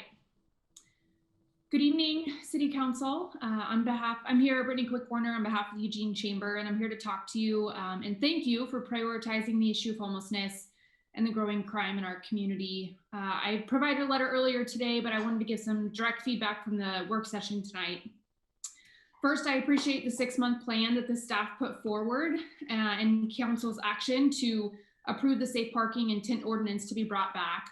I also appreciate Councilor Keating's asking about metrics. We need to, as staff and councilors, be able to answer the question about what our measures of success are going to be when we're considering spending $5 to $6 million plus millions more on operations. We'd like to see some of those metrics brought back when you guys discuss this in a couple weeks. On the topic of finding locations, staff mentioned they're creating a committee of 5 staff to identify sites. We ask that you add private sector to that committee. We are willing to literally stand around a table with masks, of course, in front of a map with a highlighter to identify sites and then go out into the community to talk to those private landowners about the opportunity to help. Until we streamline the effort to vet sites and expand to private land, we will not find sites quick enough to adequately address these concerns. I want to thank Councilor Groves for putting forward an action to help our industrial and commercial areas. It's an act of good faith that we will be sure to repay with our help to find spots for those people. Businesses can't get around to helping to find spaces if they're busy dealing with the crime that's on their doorsteps. We can't wait to deal with one issue until the other is solved. Lastly, to Council, on Councilor Clark's question, as to what we will do as a community once we have these locations, we need you as our community leaders to take a stand. We need you to direct staff how to deal with these issues. They're doing all that they can, but they need your direction. Council, we are asking you to take a stand to say that we will help as many people that want to be helped, but those that don't want the help, we have to draw a line. If we have safe, appropriate places for individuals to shelter and they refuse to go to those spaces, then we have to cite them, arrest them if they're committing crimes, or work with them to find a place where they can get support outside of our community. We are a compassionate community and we can do so much more to help these individuals, but we can't do everything and we can't do anything for those who don't want to access those resources. We're in this together and we're here to help you. Thanks. Thank you, Brittany. Next is Marianne Foster, followed by Suzanne O'Shea. Can you hear me now? Yes. Thank you. Each of you knows what's going on at West 7th, and the citizens of the neighborhood have been reporting the situation repeatedly.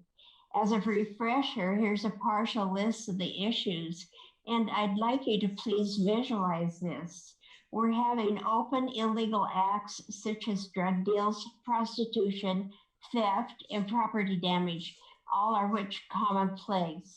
There are fires homeless criminals intimidating citizens who belong in the neighborhood by blocking the road, giving hand gestures, chasing citizens, name calling, taking our pictures, horn honking, following us, and spitting at us.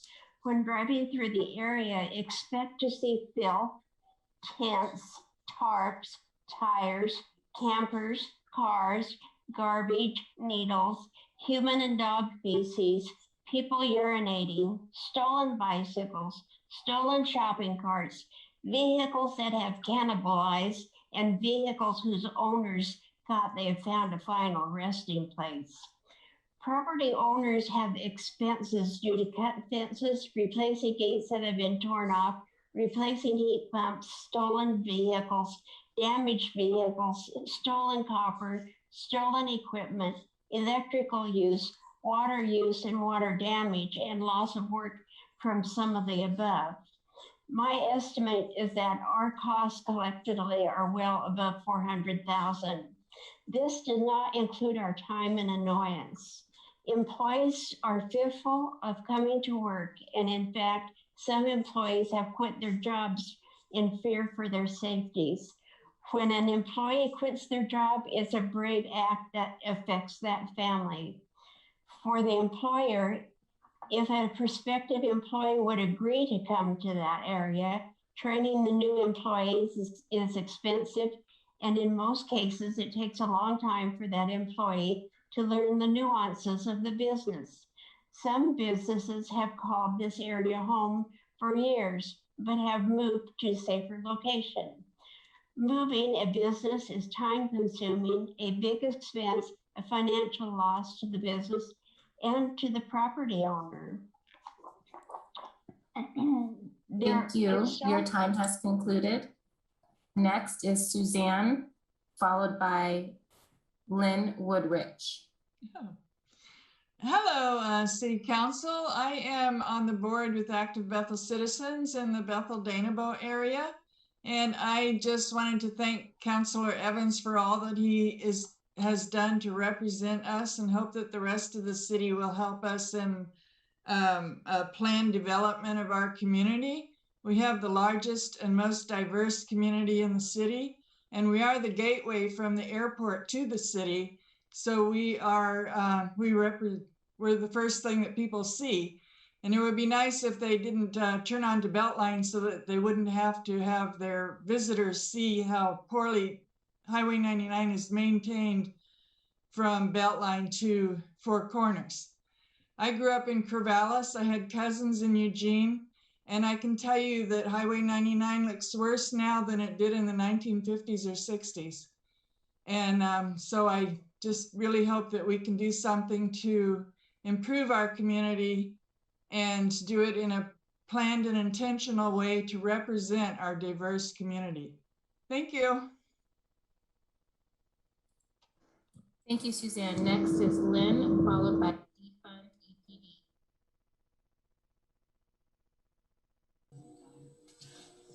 My name is Lynn Woodrich, and I'm the Active Bethel Citizens / community co-chair living in Ward 6 with my 92-year-old dad, and I'm a homeowner in the Bethel portion of Ward 8. I'm reminding you again of the importance of an area plan for Bethel. We've been neglected for almost 40 years, and the neighbors need to have a voice in the future of Bethel. As a recent example of the urgency of an area plan, the neighbors next to Justin Ponds never heard that the property was up for sale as surplus property. There needs to be better notification. One neighbor suggested the neighborhood community might have wanted to buy it and turn it into a trust to protect the land. The developer doesn't know if the ponds will be fenced off from the surrounding neighbors due to the liability issues. Many of them enjoy fishing in the large pond where there are bass, carp, crappie, and trout. The developer confessed during our Zoom meeting that if the current owner decided to sell the property, the next buyers could decide to fill in the ponds after the protections requested in the developer's application are removed. The Active Bethel citizens sent in an appeal today and are hoping that the protections will be reinstated. If not, we know that Greg Evans is working with city staff to find a way to protect the ponds. Please move up the Envision Eugene to help the Bethel area plan for a future where developers don't take away the green spaces they enjoy and Bethel residents' voices are heard. Thank you. Thank you, Lynn. So next we have Defund EPD. Your hand was lowered.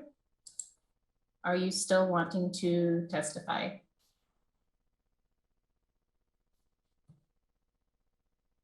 Please unmute.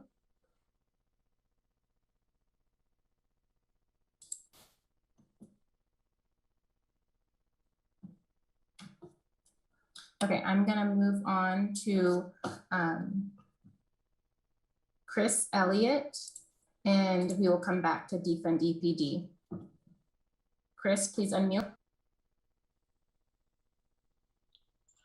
Hi, my name is Chris Elliott, and I am a property owner in the Ward 8 neighborhood of 7th and Commercial in West Eugene. And I know you guys have heard lots and lots of testimony about all of the problems that are being caused by the people who have made these streets their new home. But I would like to invite everybody to just take a step back and peel homelessness out of the equation, because we as a city, I think we need to decide what kind of behaviors are going to be okay, that we're going to be okay with, regardless of someone's housing status. So in what neighborhood is it okay for any of these behaviors to happen? Imagine what your neighborhood looks like right now. Imagine your house and your kids and your yard and your dog, and picture your street. If the behaviors that have been going on for months in the West 7th District were happening outside of your home every single day and all night long, your kids wouldn't be able to play outside. You wouldn't be able to have a car in your driveway without it being destroyed. You couldn't walk to your front door without looking over your shoulder for fear. You couldn't walk barefoot in your own yard because of the hypodermic needles. You wouldn't be able to have anything of value left anywhere on your property. You wouldn't be able to go home without the fear of someone threatening you as you're driving down the street, or you might fear that your property is going to be destroyed when you pull in the driveway. This is not acceptable in your neighborhood where you live. It's not acceptable in our neighborhood in the city. Hundreds of thousands of dollars have been lost, not to mention the massive amounts of time and the months of stress. And there's a truckload of evidence and accounts of criminal behavior. And again, I just think we need to peel these two things apart. Homelessness doesn't equal criminality. I think when you look at it all together, it just becomes so overwhelming. Let's peel those two things apart and decide as a city what behaviors are acceptable regardless of your housing status. And I do know that actions need to be taken right now. It's been going on for a really long time, for far too long. We're willing to join hands and help if you guys can help us. And thank you so much for your service and for your time. Thank you, Chris. And next I will try Defund EPD again.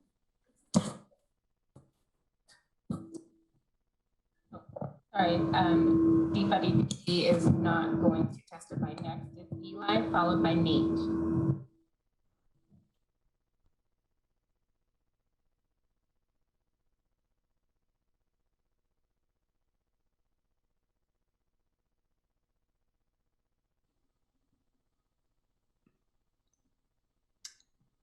Hello, can you hear me? Yes.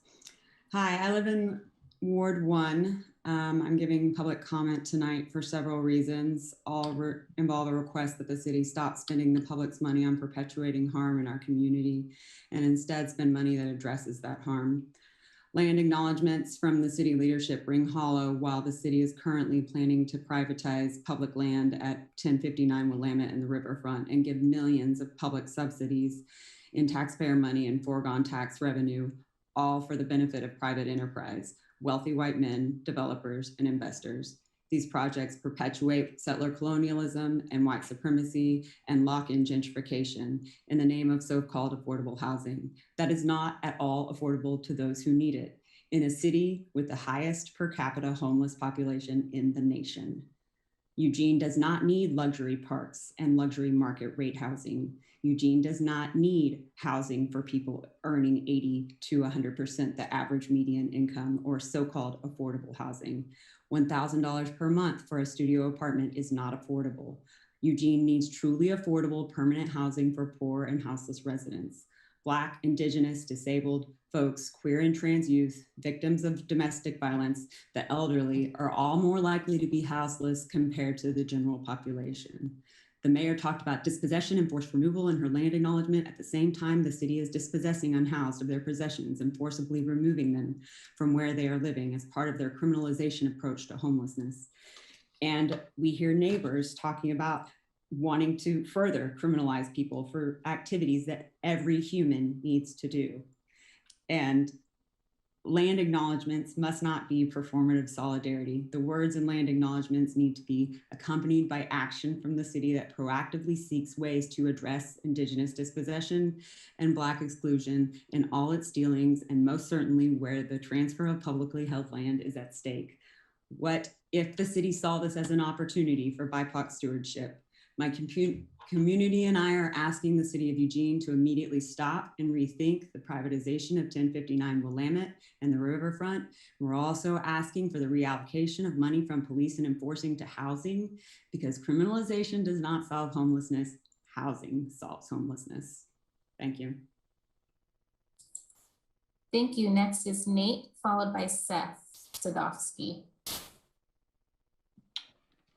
Thank you. Where do I start?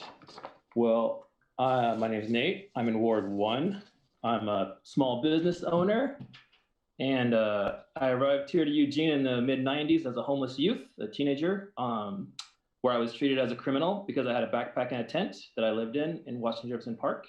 I was chased around by the police and had my stuff stolen several times before leaving the city and finding home somewhere else. Came back, bought a house, started a business, live here now. Well, it's really great to be here. Unfortunately, I'm really disappointed, Lucy Venice, at your land acknowledgement, which is kind of disappointing. Seems kind of hypocritical that you wouldn't offer the right of first refusal to anyone on 1059 or anyone on the riverfront property, which is Kalapuya Indigenous fishing grounds, before you gift it away to your rich friends. But that's fine. I mean, you cannot just be a racist and then hire a person of color to your team and say, look, I'm not a racist anymore. It doesn't really work that way, I'm sorry to say. So 1059, if I remember right, that was a swap from the city's parking lot, which was across from the library. When y'all gifted that, we protested that. I remember that, that was a big thing. Still had the pit back then, but you know, things haven't changed very much. City hasn't come very far. Still kind of making it up as you go. I also want to say a shout out to everyone protesting Northwest Natural. Gosh, that's a real team there. We lobbied y'all for close to a decade to get ADA accessible sidewalks in my neighborhood, which we finally got. And then not a month later, Northwest Natural showed up, dug them all up, tore big holes into them, put in a bunch of pipe, and then covered them up in asphalt and stomped on it, called it good. I can't even skateboard over it. I couldn't roller skate over it. I sure as hell couldn't get a wheelchair over it. Our sidewalks are ruined thanks to Northwest Natural, so I want them out of our city, or at least they can fix our goddamn sidewalks. Also, I did want to say that the business owners, Amanda Schlossberg and Slomberg, and all the other business owners who are complaining about the homeless epidemic, they're calling for, what you all are calling for is called collective punishment. You want everyone who looks unhoused to be punished. It's a tool of bigotry, and it's also a tool of racism. You can't call for collective punishment, and you sure as hell can't call for everyone to be arrested because they look unhoused. If you want the city to come up with a solution, you should demand that they build more huts, that they buy some land, that they open up campgrounds. Thank you. Your time has concluded. Next is Seth, followed by Matthew Yuk. Hi, can you hear me? Yes. Hi, good evening, Mayor Venice, councilors. I'm Seth Sadowski. I live in Ward 2. Tonight, you're going to be asked to vote on a proposal to adopt new standards relating to making our zoning code clear and objective. This is some basic good governance stuff that needs to be done. This represents a multi-year planning process, countless staff hours, extensive community engagement, and work by the Planning Commission. This lands on a city going through multiple crises with outrageous housing costs and crises of homelessness. The time is now to adopt these simple changes and move on to the next thing. This is not the time to come up with new code on the fly that has not received any public outreach. Thanks. Please adopt those standards. And I agree with what everybody's saying about Northwest Natural. Thank you. Next is Matthew, and he will be the last participant in the public forum who signed up before the 7:35 deadline.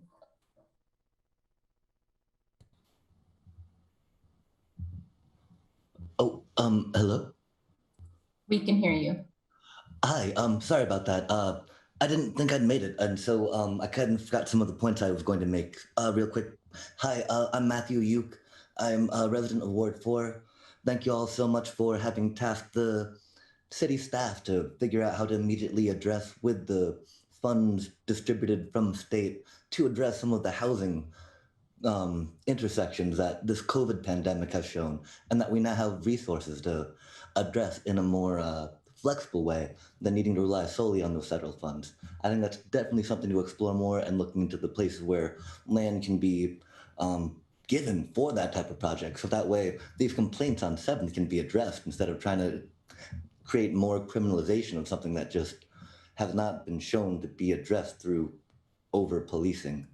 And so with that also being a piece of the funding issue, since if we're needing more funding for EPD to respond to instances, but if the majority of those instances are these types of property crimes and responding to unhousing community health issues surrounding that, then we need to just divert that funding into that new place that can address that directly and not require an overcompensation of needing a police officer.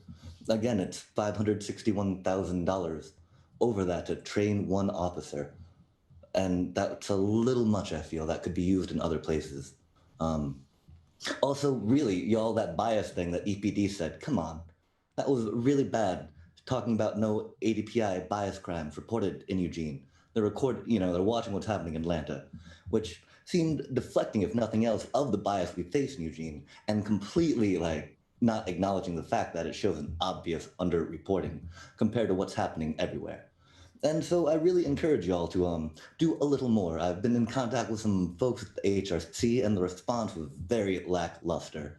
And I found out there's a department that gets paid for human rights and neighborhood involvement that really needs to take more of this upon themselves to outreach to communities, make sure bias and hate are addressed at the root, and then also coordinate with other organizations and agencies. One thing is figuring out how to make it so it's anonymous, but that school reporting can be seen to the full end of racial bias, hate complaints, which unfortunately it is not. And while that's not necessarily the purview of a city council or the Human Rights Commission or Human Rights Neighborhood Involvement Department. Thank you. That concludes your time, Matthew. And Mayor, that concludes the public forum for all participants who signed up prior to the 7:35 deadline.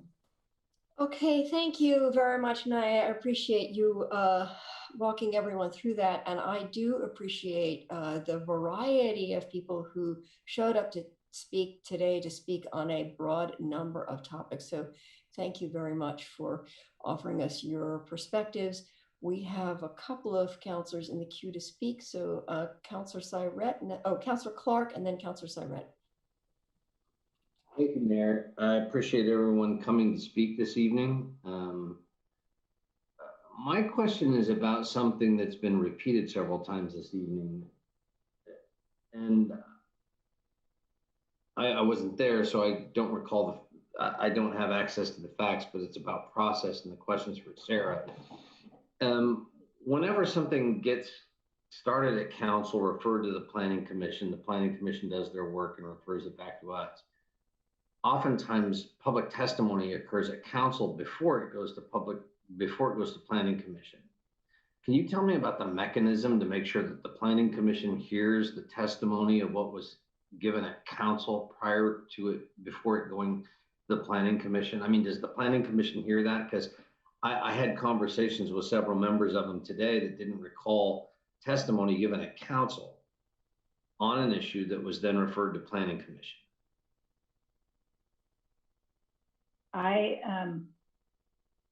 I see that we have a couple of people on the call that can probably answer more specifically about that relationship between the Planning Commission and council. I don't know if they're available. So I'm looking at Alyssa's black box. Yeah, you know, there's a lot of names on here on the screen. And yeah. Weird. And again, maybe that's just a comment then. Well, I think it's, I mean, we can clarify that, but I think what you're saying is if something goes, if you hear comments about it before it goes to Planning Commission, how does that get sent on? And that would be assuming that people aren't weighing in during the Planning Commission process.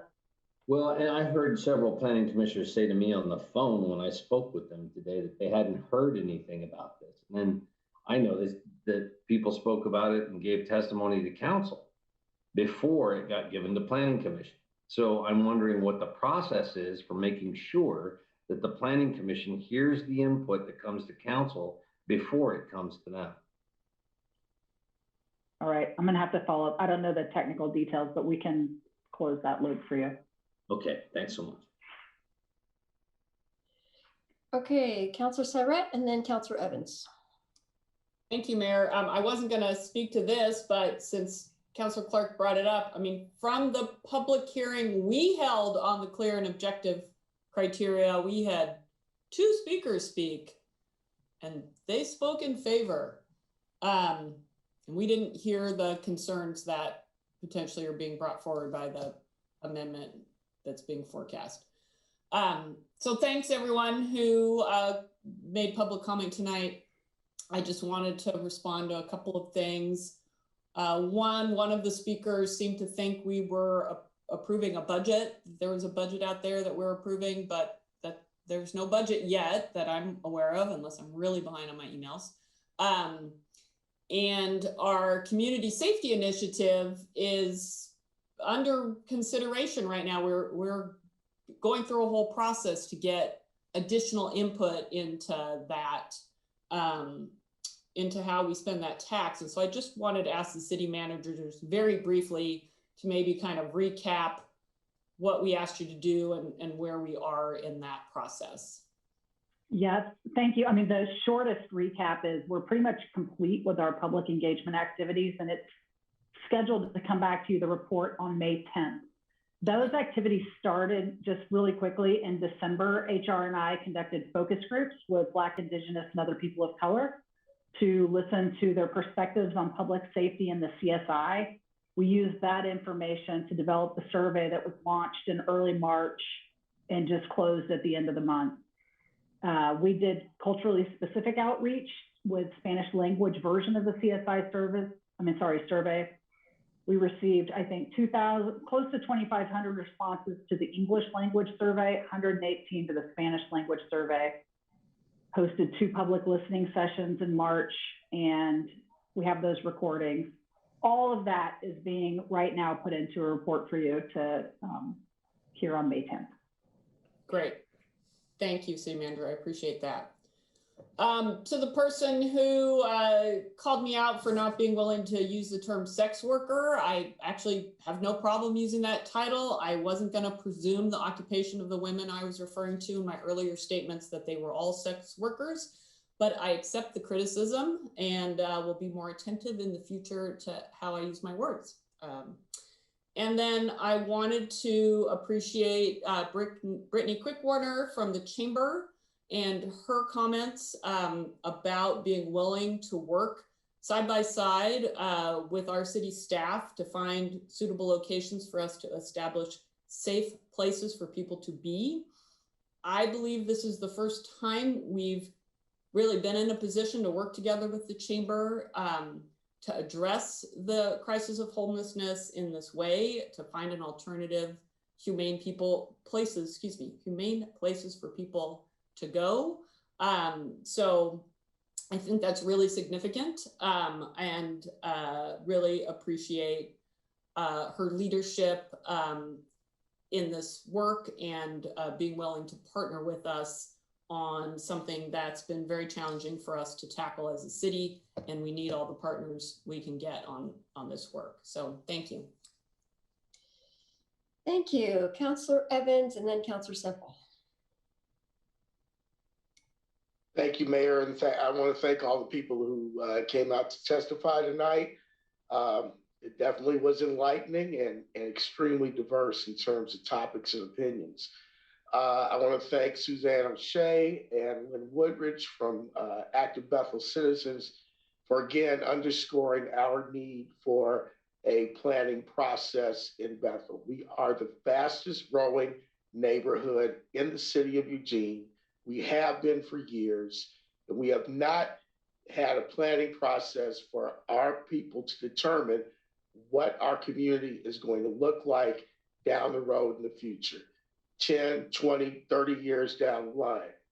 And we don't have we have not had the attention that we need. And as I joked with somebody the other day, Bethel is the Rodney Dangerfield of Eugene. We don't get a lot of respect. And, therefore, we have not gotten the attention that we need. I will acknowledge that we have had some roads repaired and some other things over the last few years.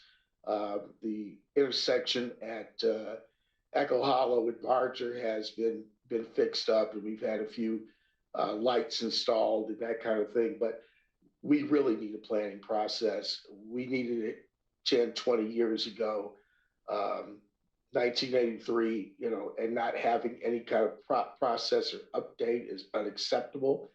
And the last time we had anything close to a federal designation for urban renewal was in 1972 when the State Street Park was built. So we need the attention. We need the investment of the city. And I can tell you, the sleeping giant has awakened, and you're going to be hearing a lot more from our folks in Bethel. Thanks. Thank you. And Councillor Semple. Thank you. I really appreciate getting to hear about a lot of different subjects. That was really cool. So I'm going to reiterate, thank you for coming and, sitting in your house and talking to me over your computer. It really helps. I'm encouraged by the different topics. And Councillor Evans, I agree with you. Bethel gets the short end of the stick way too often. And for the record, I've mentioned that before. So go Bethel. I think you need some extra help. Which may be a question for a future topic coming right up. So I'll wait on that one. The patience of the people out on Owens and 7th, it blows me away. The stuff that happens out there is horrific. It is, the problem we're having there is about crime, not homelessness. This happens fairly often, that a visible segment of people who may also be homeless have illegal behavior. And it's not because they're homeless, it's because they're doing crime. So I just want to shout out, because I think, except for the people who are reading these emails and the little bit of testimony we heard tonight, don't know what's going on out there. It's like a war zone. It's not okay. And that they're still calm and talking, and they've paid all this enormous amounts of money for damage, and they're willing to work together, and that the chamber is come forward. This gives me hope that we can work together from a lot of diverse viewpoints, and that we should model ourselves after these virtuous, patient people. And I'm really looking forward to all of us working together on these problems. So Bethel, West 7th, downtown, 1, 2, 3, 4, 5, 6, 7, 8. Who do I appreciate? Thank you. Thank you. Councilor Groves. Thank you, Mayor. Thank you, everybody who did testify tonight. And I received a text towards the end of the testimony. There were actually quite a few more businesses that wanted to speak, but somehow they got the wrong link and weren't able to do so. So anyhow, I just want everybody to know there's a lot more interest and energy, but that is one of the things I have been so impressed about with my numerous visits in the ward is listening to these businesses and their workers, listening to their story, and they are interested in helping people. But, you know, as somebody said earlier, it's hard to focus on altruism when you're trying to survive. And I also agree with several people that made comments, one of the business owners, that we need to uncouple homelessness from the crime that's going on. I mean, some of the byproducts of homelessness with waste and whatnot is certainly problematic. Some of the accessibility for the large trucks, as I've already mentioned, and the purpose of my motion is certainly an issue. But the thing that is really wearing people down is the intimidation, the fear, the crime that is going on, and it is crime, and that is not a homeless issue. It's separate. It just happens to come from some of the same people, but it's not to say homeless people are criminals, because they just aren't. So whatever we can do to help them, give them some relief, I think it'll pay back in a lot of benefit coming to help us solve the problem. And I also want to commend Brittany Quick-Warner, the CEO of the Chamber, for willing to roll up her sleeves and work with us. I know she has formed a committee, but it would be better if we could integrate these efforts so that we're all on the same page, we're pulling in the same direction, and we're working together. And that's what's going to solve this problem. It's not going to be the city by itself, because technically housing is not even a city responsibility. It's a county responsibility, but we need to be involved in it. And obviously we are involved in it. So I'm really, really hopeful that this is a new day, that with this new plan that's been presented to us by staff tonight, that it's a start, and that we're able to start chipping away at this. You know, because everything we put off is just going to be longer until we get it resolved. So it's going to be a hard slog, but you know, we need to get going on it, and we are going on it, and we need to find things we can do that make improvements and give hope. Thank you. Thank you very much. Thank you for those comments. I did just get a note from Naya saying that there had been a problem with the link. They got it fixed before 7:35, but some of those folks clearly that fix didn't come in time for them. So our apologies for that. You definitely have our attention and our focus, and council is clearly ready to step up and do what we can do, both to alleviate the immediate acute situation you have out on West 7th and to move forward as aggressively as we can on broader solutions in the community. So thank you for your time and your investment and your kind of steady perseverance with us in terms of on a regular basis, letting us know. I have driven out there a number of times to take a look at it myself. So I do recognize how hard it is. And we did receive a number of testimony about 1059 Willamette, and I just want to this is a first ever effort by the city of Eugene. We acquired community development block grant funds to help us with that project. So it is a publicly funded project. It requires that more than 50% of the units be affordable housing. It is HUD that sets that standard, not the city of Eugene.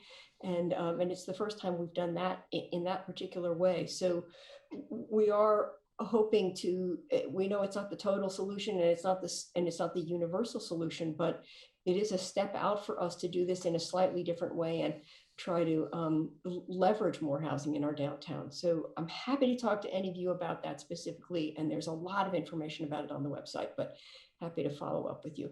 And with that, I think we should proceed on to our next order of business, which is a public hearing An ordinance adopting hazardous substance user fees and providing for an immediate effective date.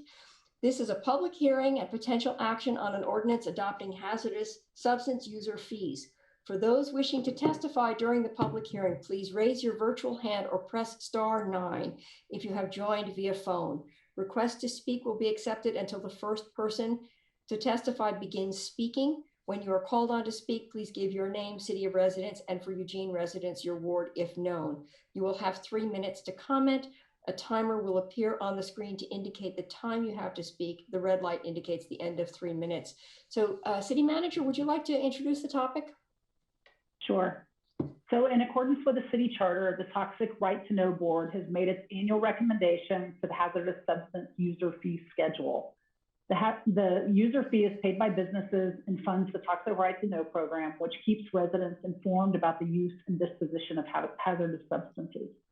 To minimize the impact on our business community, program costs are continuously evaluated to ensure the lowest possible fees. Your materials tonight, including the amended ones we sent you prior to the work session, outline the Toxic Board's recommended fee schedule for 2021. The program is requesting action to be taken to approve the proposed fee with an immediate effective date. And that's Thank you. The end of my show.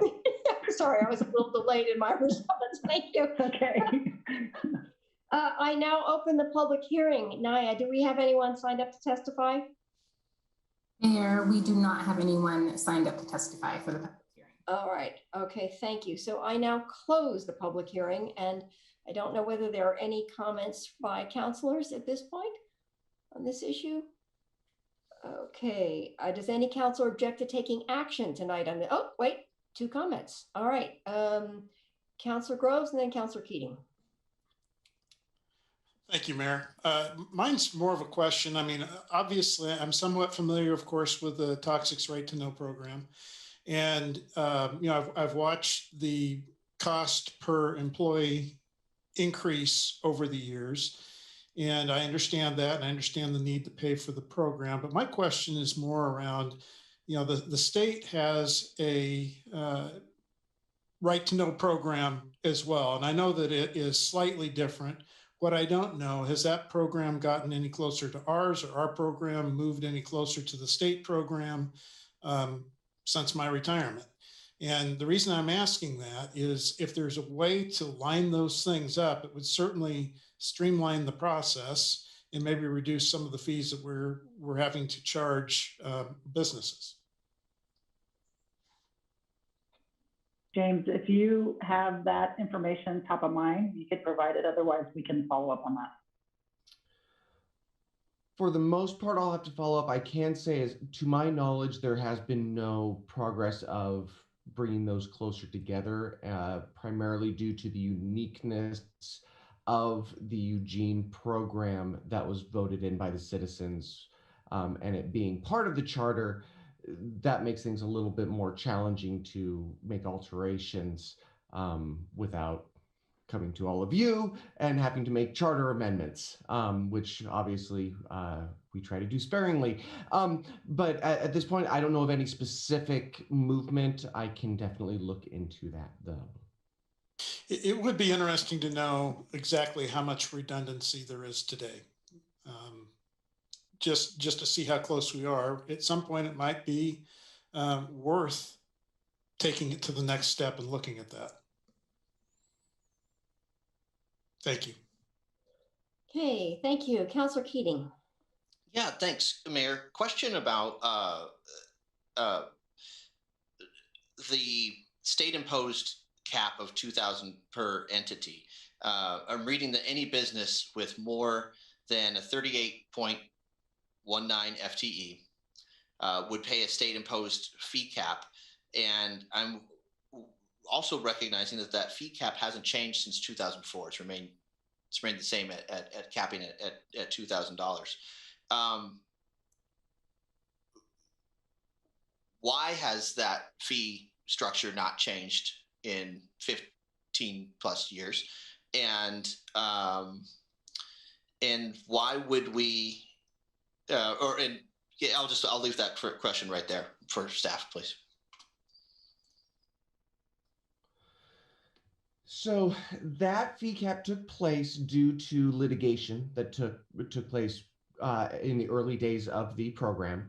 And there were several things that were dealt with. One was how the fee was created itself, so that there was no overlap or redundancy with the state, which would be illegal. But also in the decision that the court made, it was placed a $2,000 fee cap and there was no consideration given to time changes or anything like that. So we are bound by that litigation, and it would have to be the state that changes something. And so it would have to, there's that legislative process that would have to take place to make any change. Otherwise, we are capped at that due to the court's decision. Thank you for the clarification. Okay, does any counselor object to taking action on this tonight? All right, so in that case, Counselor Ye? Sure. Okay. I move to adopt an ordinance adopting hazardous substance user fees and providing for an immediate effective date. Second. All in favor, please. Mayor. Sorry. Yes. Just a quick compliance follow-up comment or question, if I may. So if we could have a quick discussion, I'll be brief. I'll promise. In the compliance and auditing portion of this, it mandates publishing names of non-compliant entities in the daily newspaper, and that might have been crafted prior to the proliferation of the internet. And so I'm wondering how much flexibility we would have to publish non-compliant entities beyond the newspaper, perhaps on the web.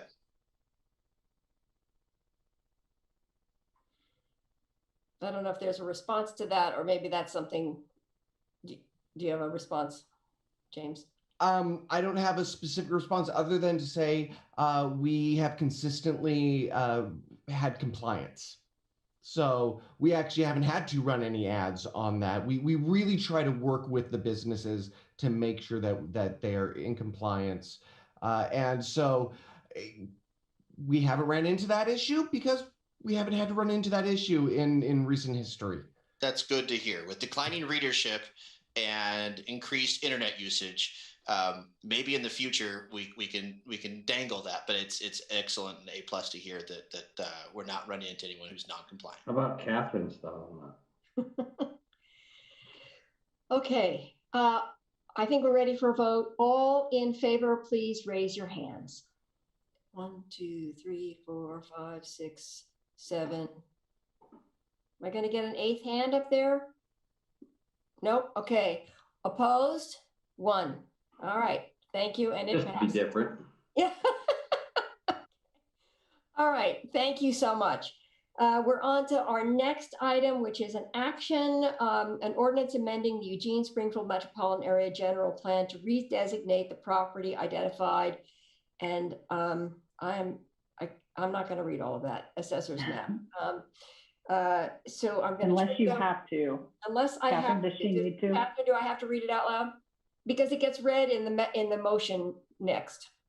So long as it's read in the motion, I think it's fine. You're just introducing the item. I'm leaving it to Jennifer to read all of that because she did that anyway. Manager, would you like to introduce this? Yeah. So you had a public hearing on this before you went on break, so probably a little bit over a month ago. And it is an item regarding a request to amend the Metro Plan land use diagram and change the zoning from I3 heavy industrial to I2 light medium industrial for the Central Eugene Industrial Park properties. The applicant requested this change to allow for more diverse range of industrial uses on their properties that are northwest of 5th Avenue and Seneca Drive. Before tonight, the Planning Commission unanimously recommended approval and you had your public hearing. So tonight you have a chance to deliberate and potentially take action. Okay, thank you. Jennifer, I'm going to turn it over to you, Council President, to read the motion. Great.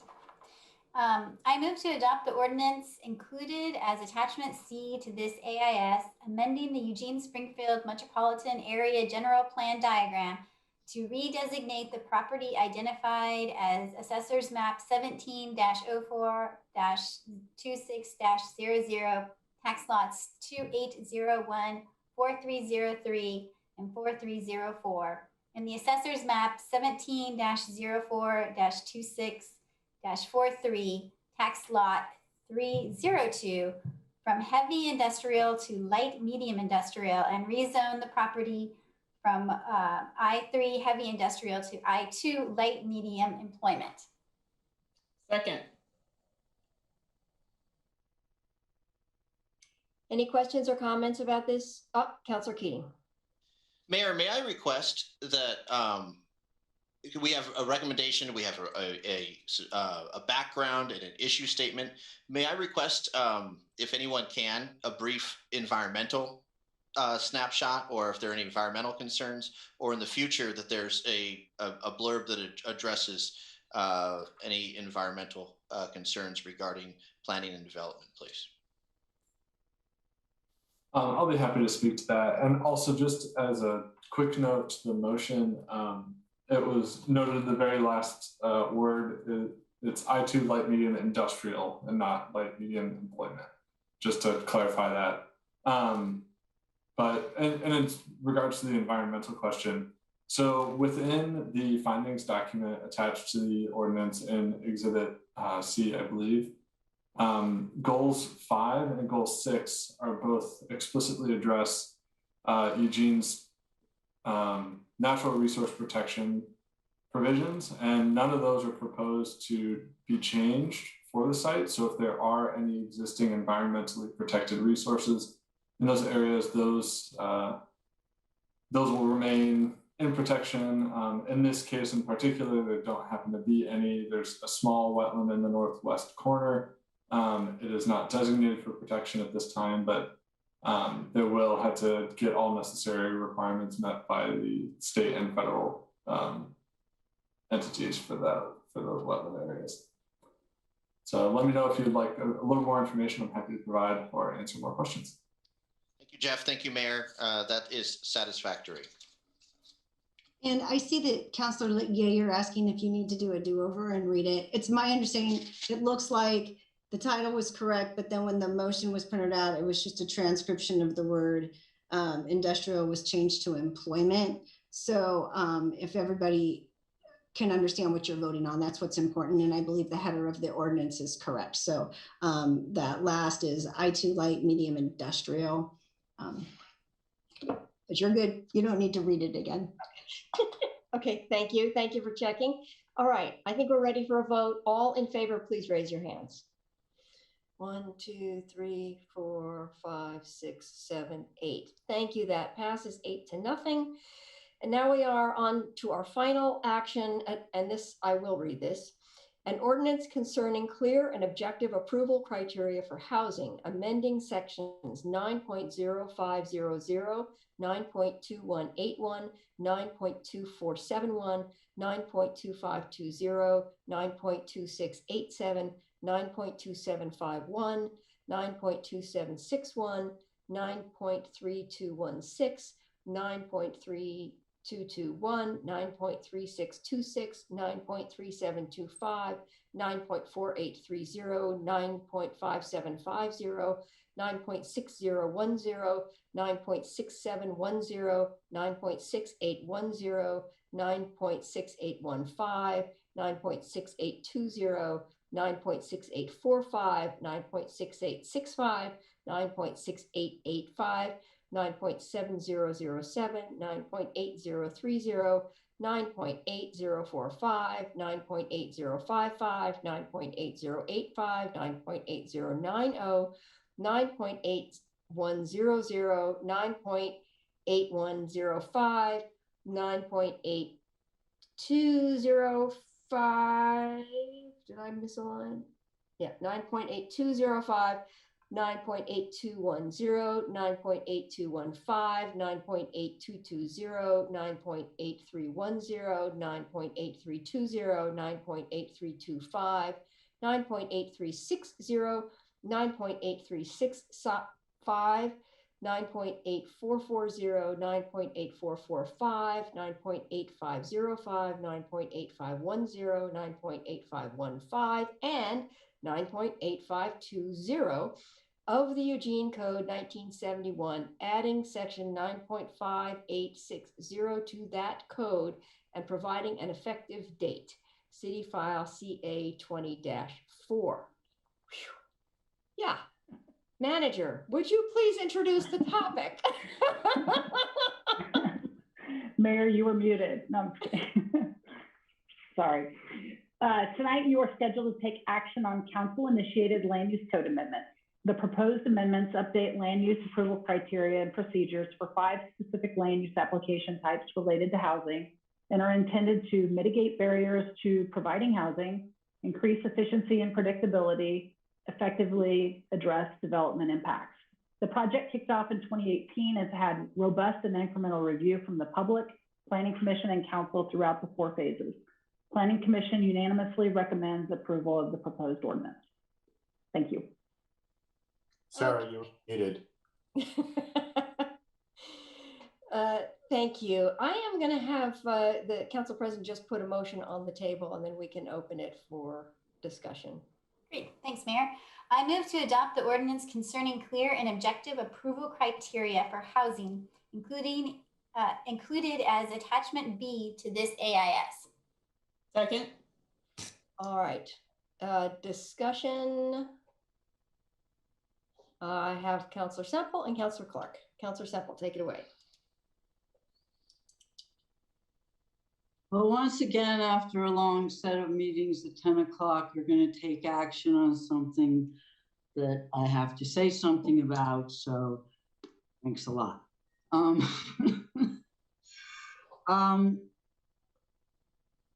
have a question.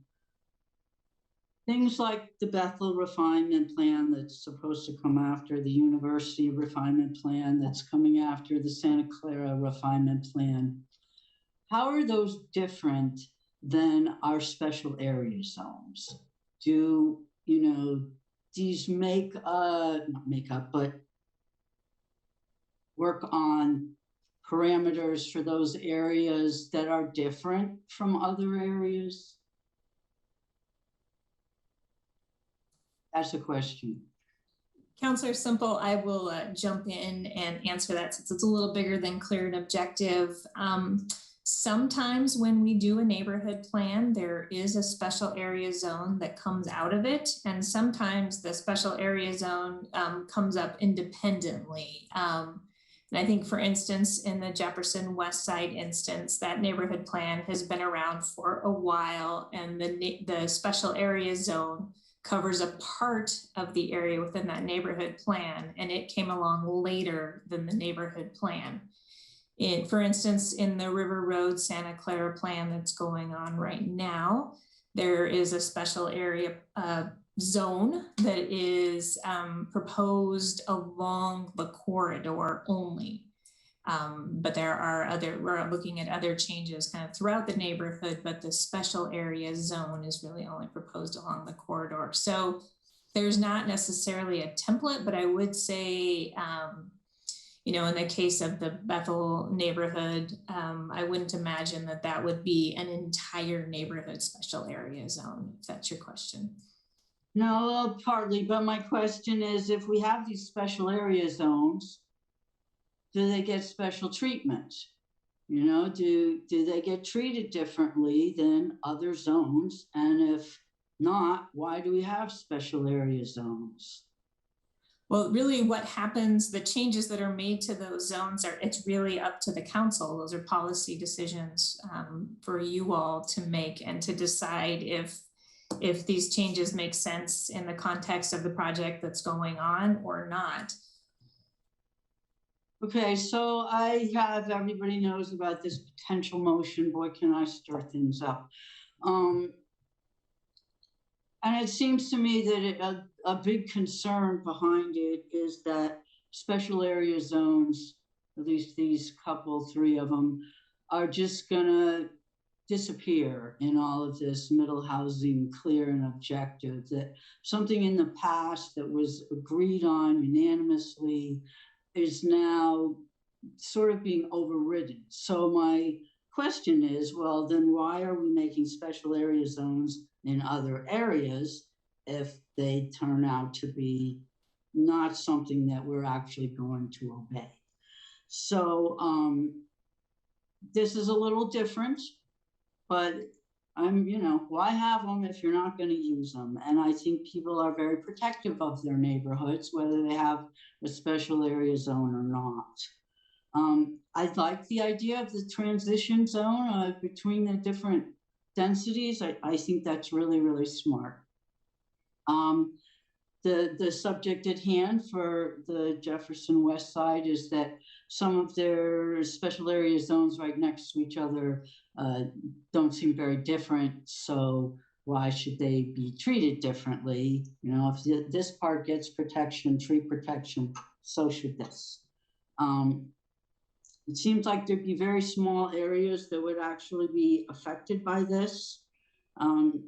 But I am concerned about a cookie cutter approach to our housing zoning changes. And so I've talked to a lot of people today. I'm going to need a second round. I can tell that already. So I guess Councillor Clark will talk and then I will come back. All right, Councillor Clark. I'm willing to let Councillor Semple have a second round before I take my first round. Okay, all right. Thank you, Councillor Clark. That was very gracious of you. So I think, if we were going to look at this Jefferson West Side transition zones, we should also look at it for all the areas of the city. Otherwise, we're not being fair, and that's my favorite word. And if we were going to do that, then we really should send it back to the Planning Commission. And they've worked on it for 3 years. I get that. We want to pass this and move on. I also know that council can change their mind whenever council wants to. So special area zone 10 years ago, can change it. We can say this part for transition zones and then come back and say, oh, we want to do something with transition zone and change that part of the ordinance. I know there's going to be LUBA appeals and different cities doing things different ways that we can check out what they're doing.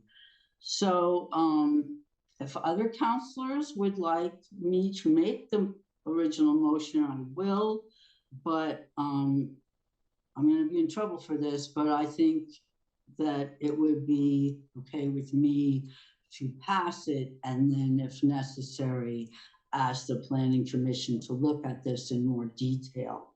I think that would be the reasonable, respectful way to do this. I don't want to come in at the last minute and rewrite code that's been worked on.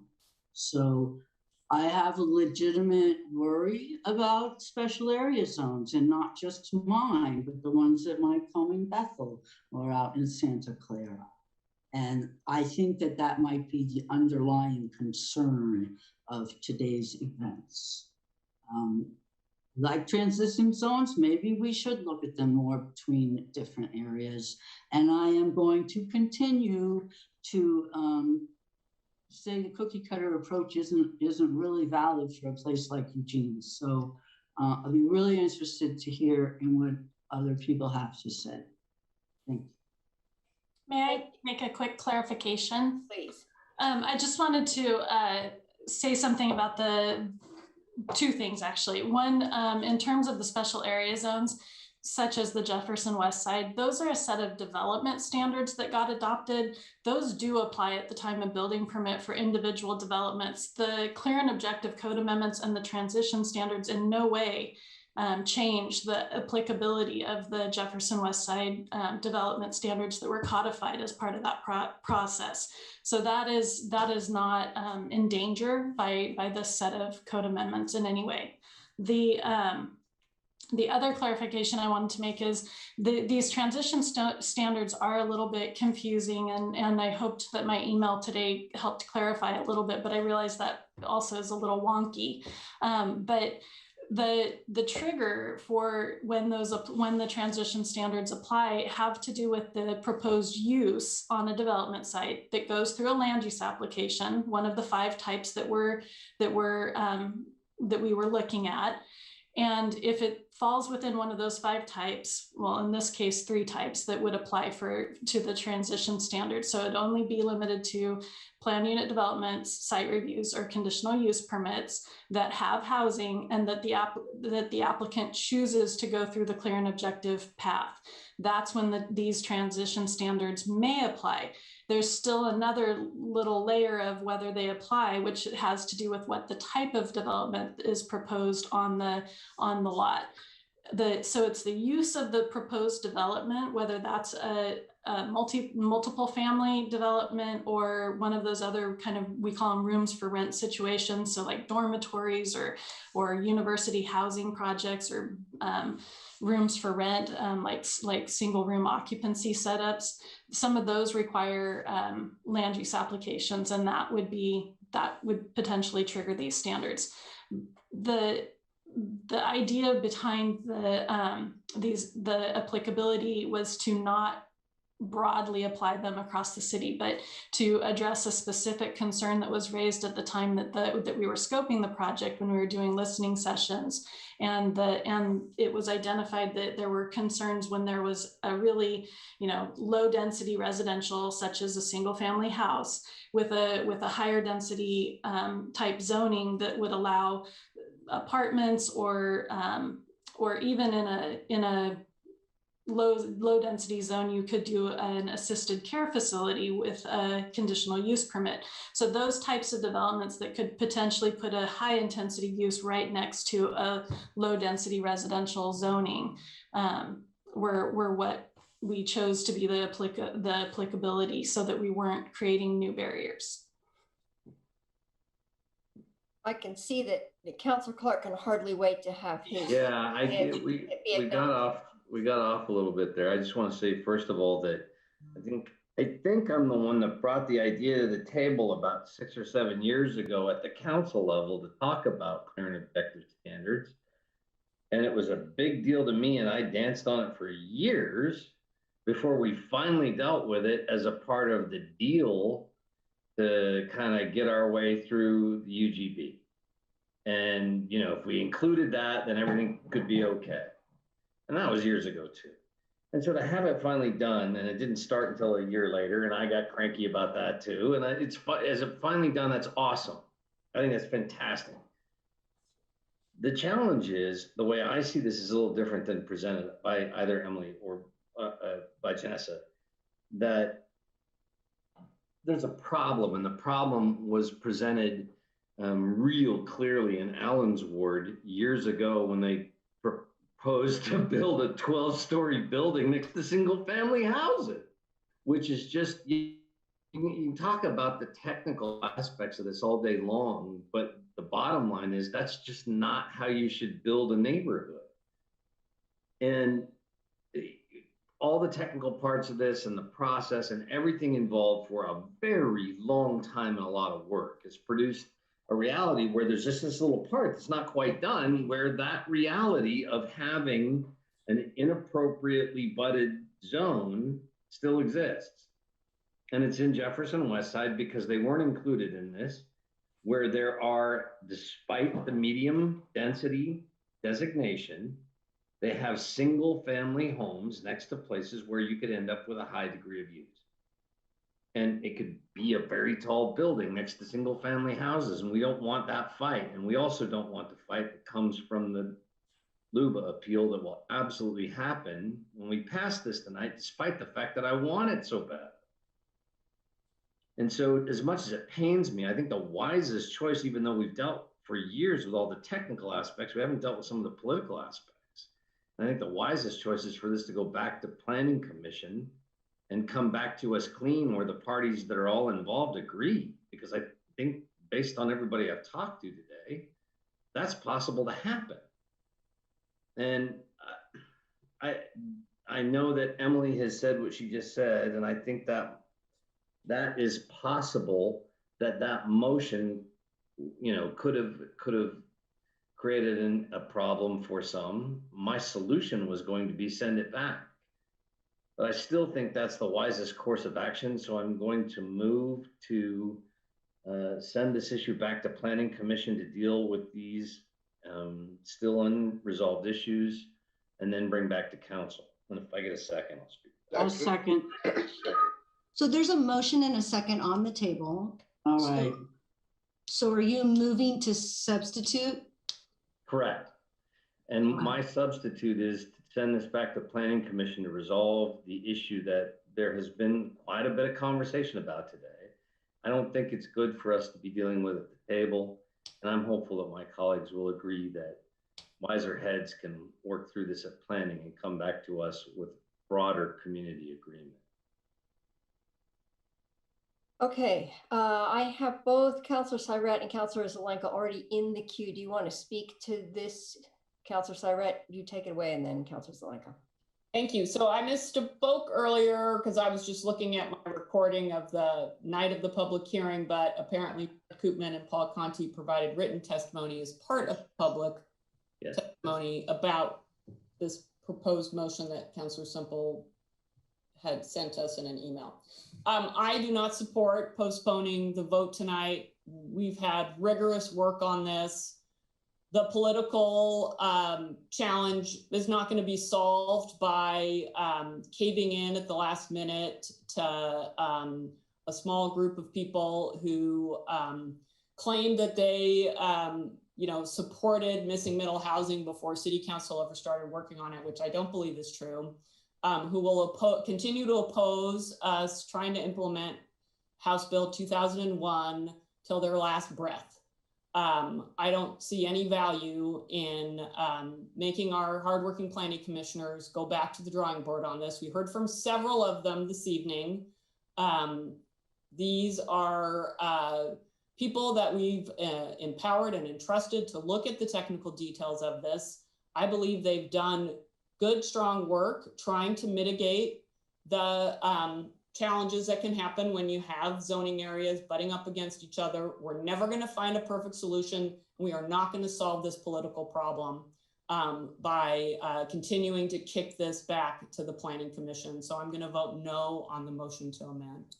On the substitute motion.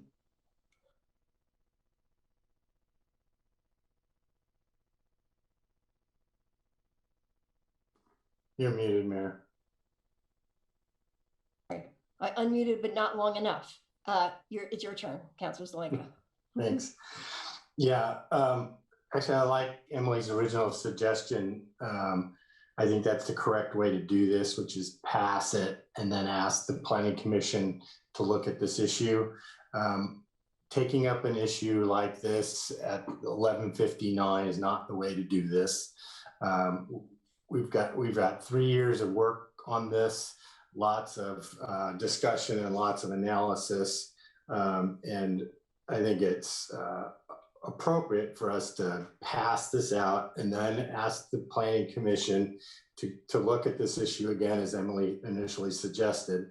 And if they come back with something, we can amend it. If not, then we don't have to do anything. So that's the most efficient and effective way to do it. It's also respectful of all the people that worked on this for years and years, as well as the Planning Commission.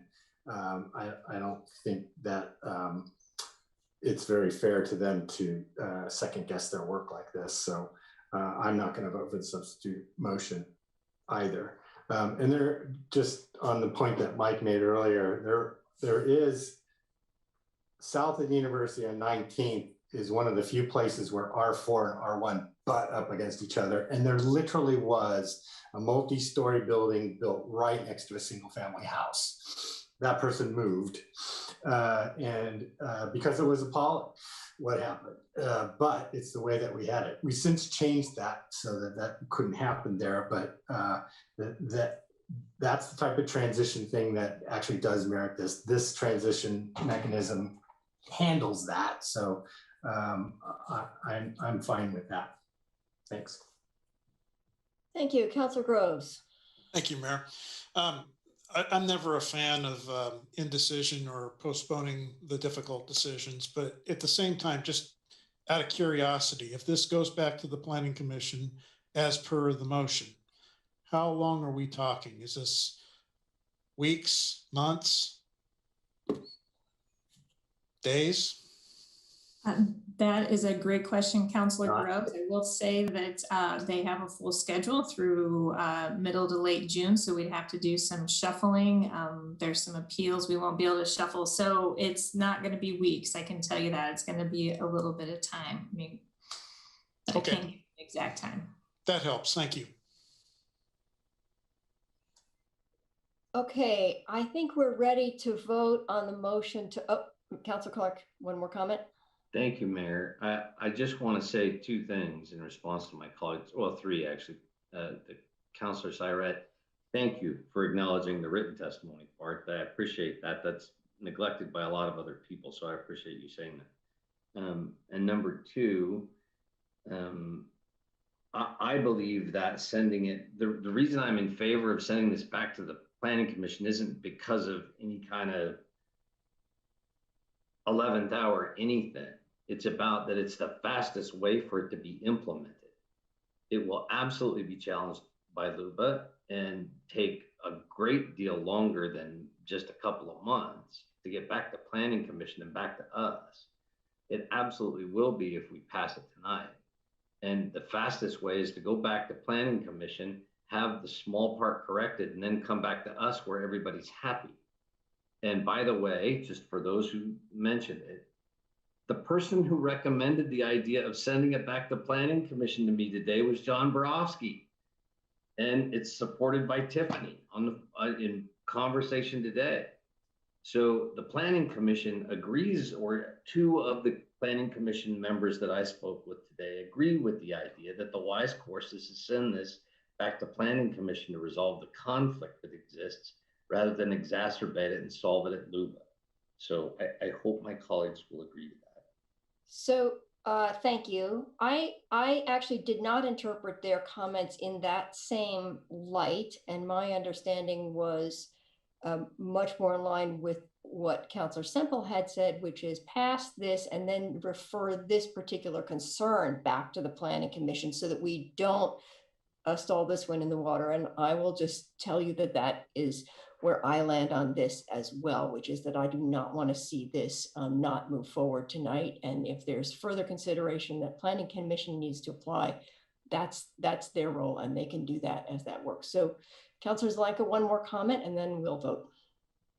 Yeah, I guess I didn't quite understand what Mike was saying, because if we send just that one issue back to Planning Commission and then they recommend a change and we adopt that change, it would be imprudent for anybody to start any LUBA appeals before that action was taken place. So if the Planning Commission decides not to do anything with it, then they could probably do that. But if the Planning Commission decides not to do anything with it, it's because they have a good reason, and we should hear that out. So what people do or may not do, I don't think should play into this question right now. I think the most prudent course is to pass it out and refer that specific question. Okay, and with that, we have a motion on the table, a substitution motion. All in favor of the substitution motion, please raise your hands. I see two. All opposed? 1, 2, 3, 4, 5, 6. Okay, thank you very much. So that dies. And now we will go back to the original motion, and that has already been seconded. So unless there are further comments or questions, we can vote on the original motion of Councilor Keating. Yeah, thank you, Mayor. It's a process question. I was going to ask if there needed to be a motion to move the previous question, which was Councilor Ye's original motion. It was already moved and seconded. Okay, thanks. All right, all in favor of the original motion, please raise your hand. Oh, Councilor Evans, you want to speak first? To be clear, the original motion we're voting on is to pass this tonight And then we are going to refer that section back to the Planning Commission for their council and consideration. Is that correct?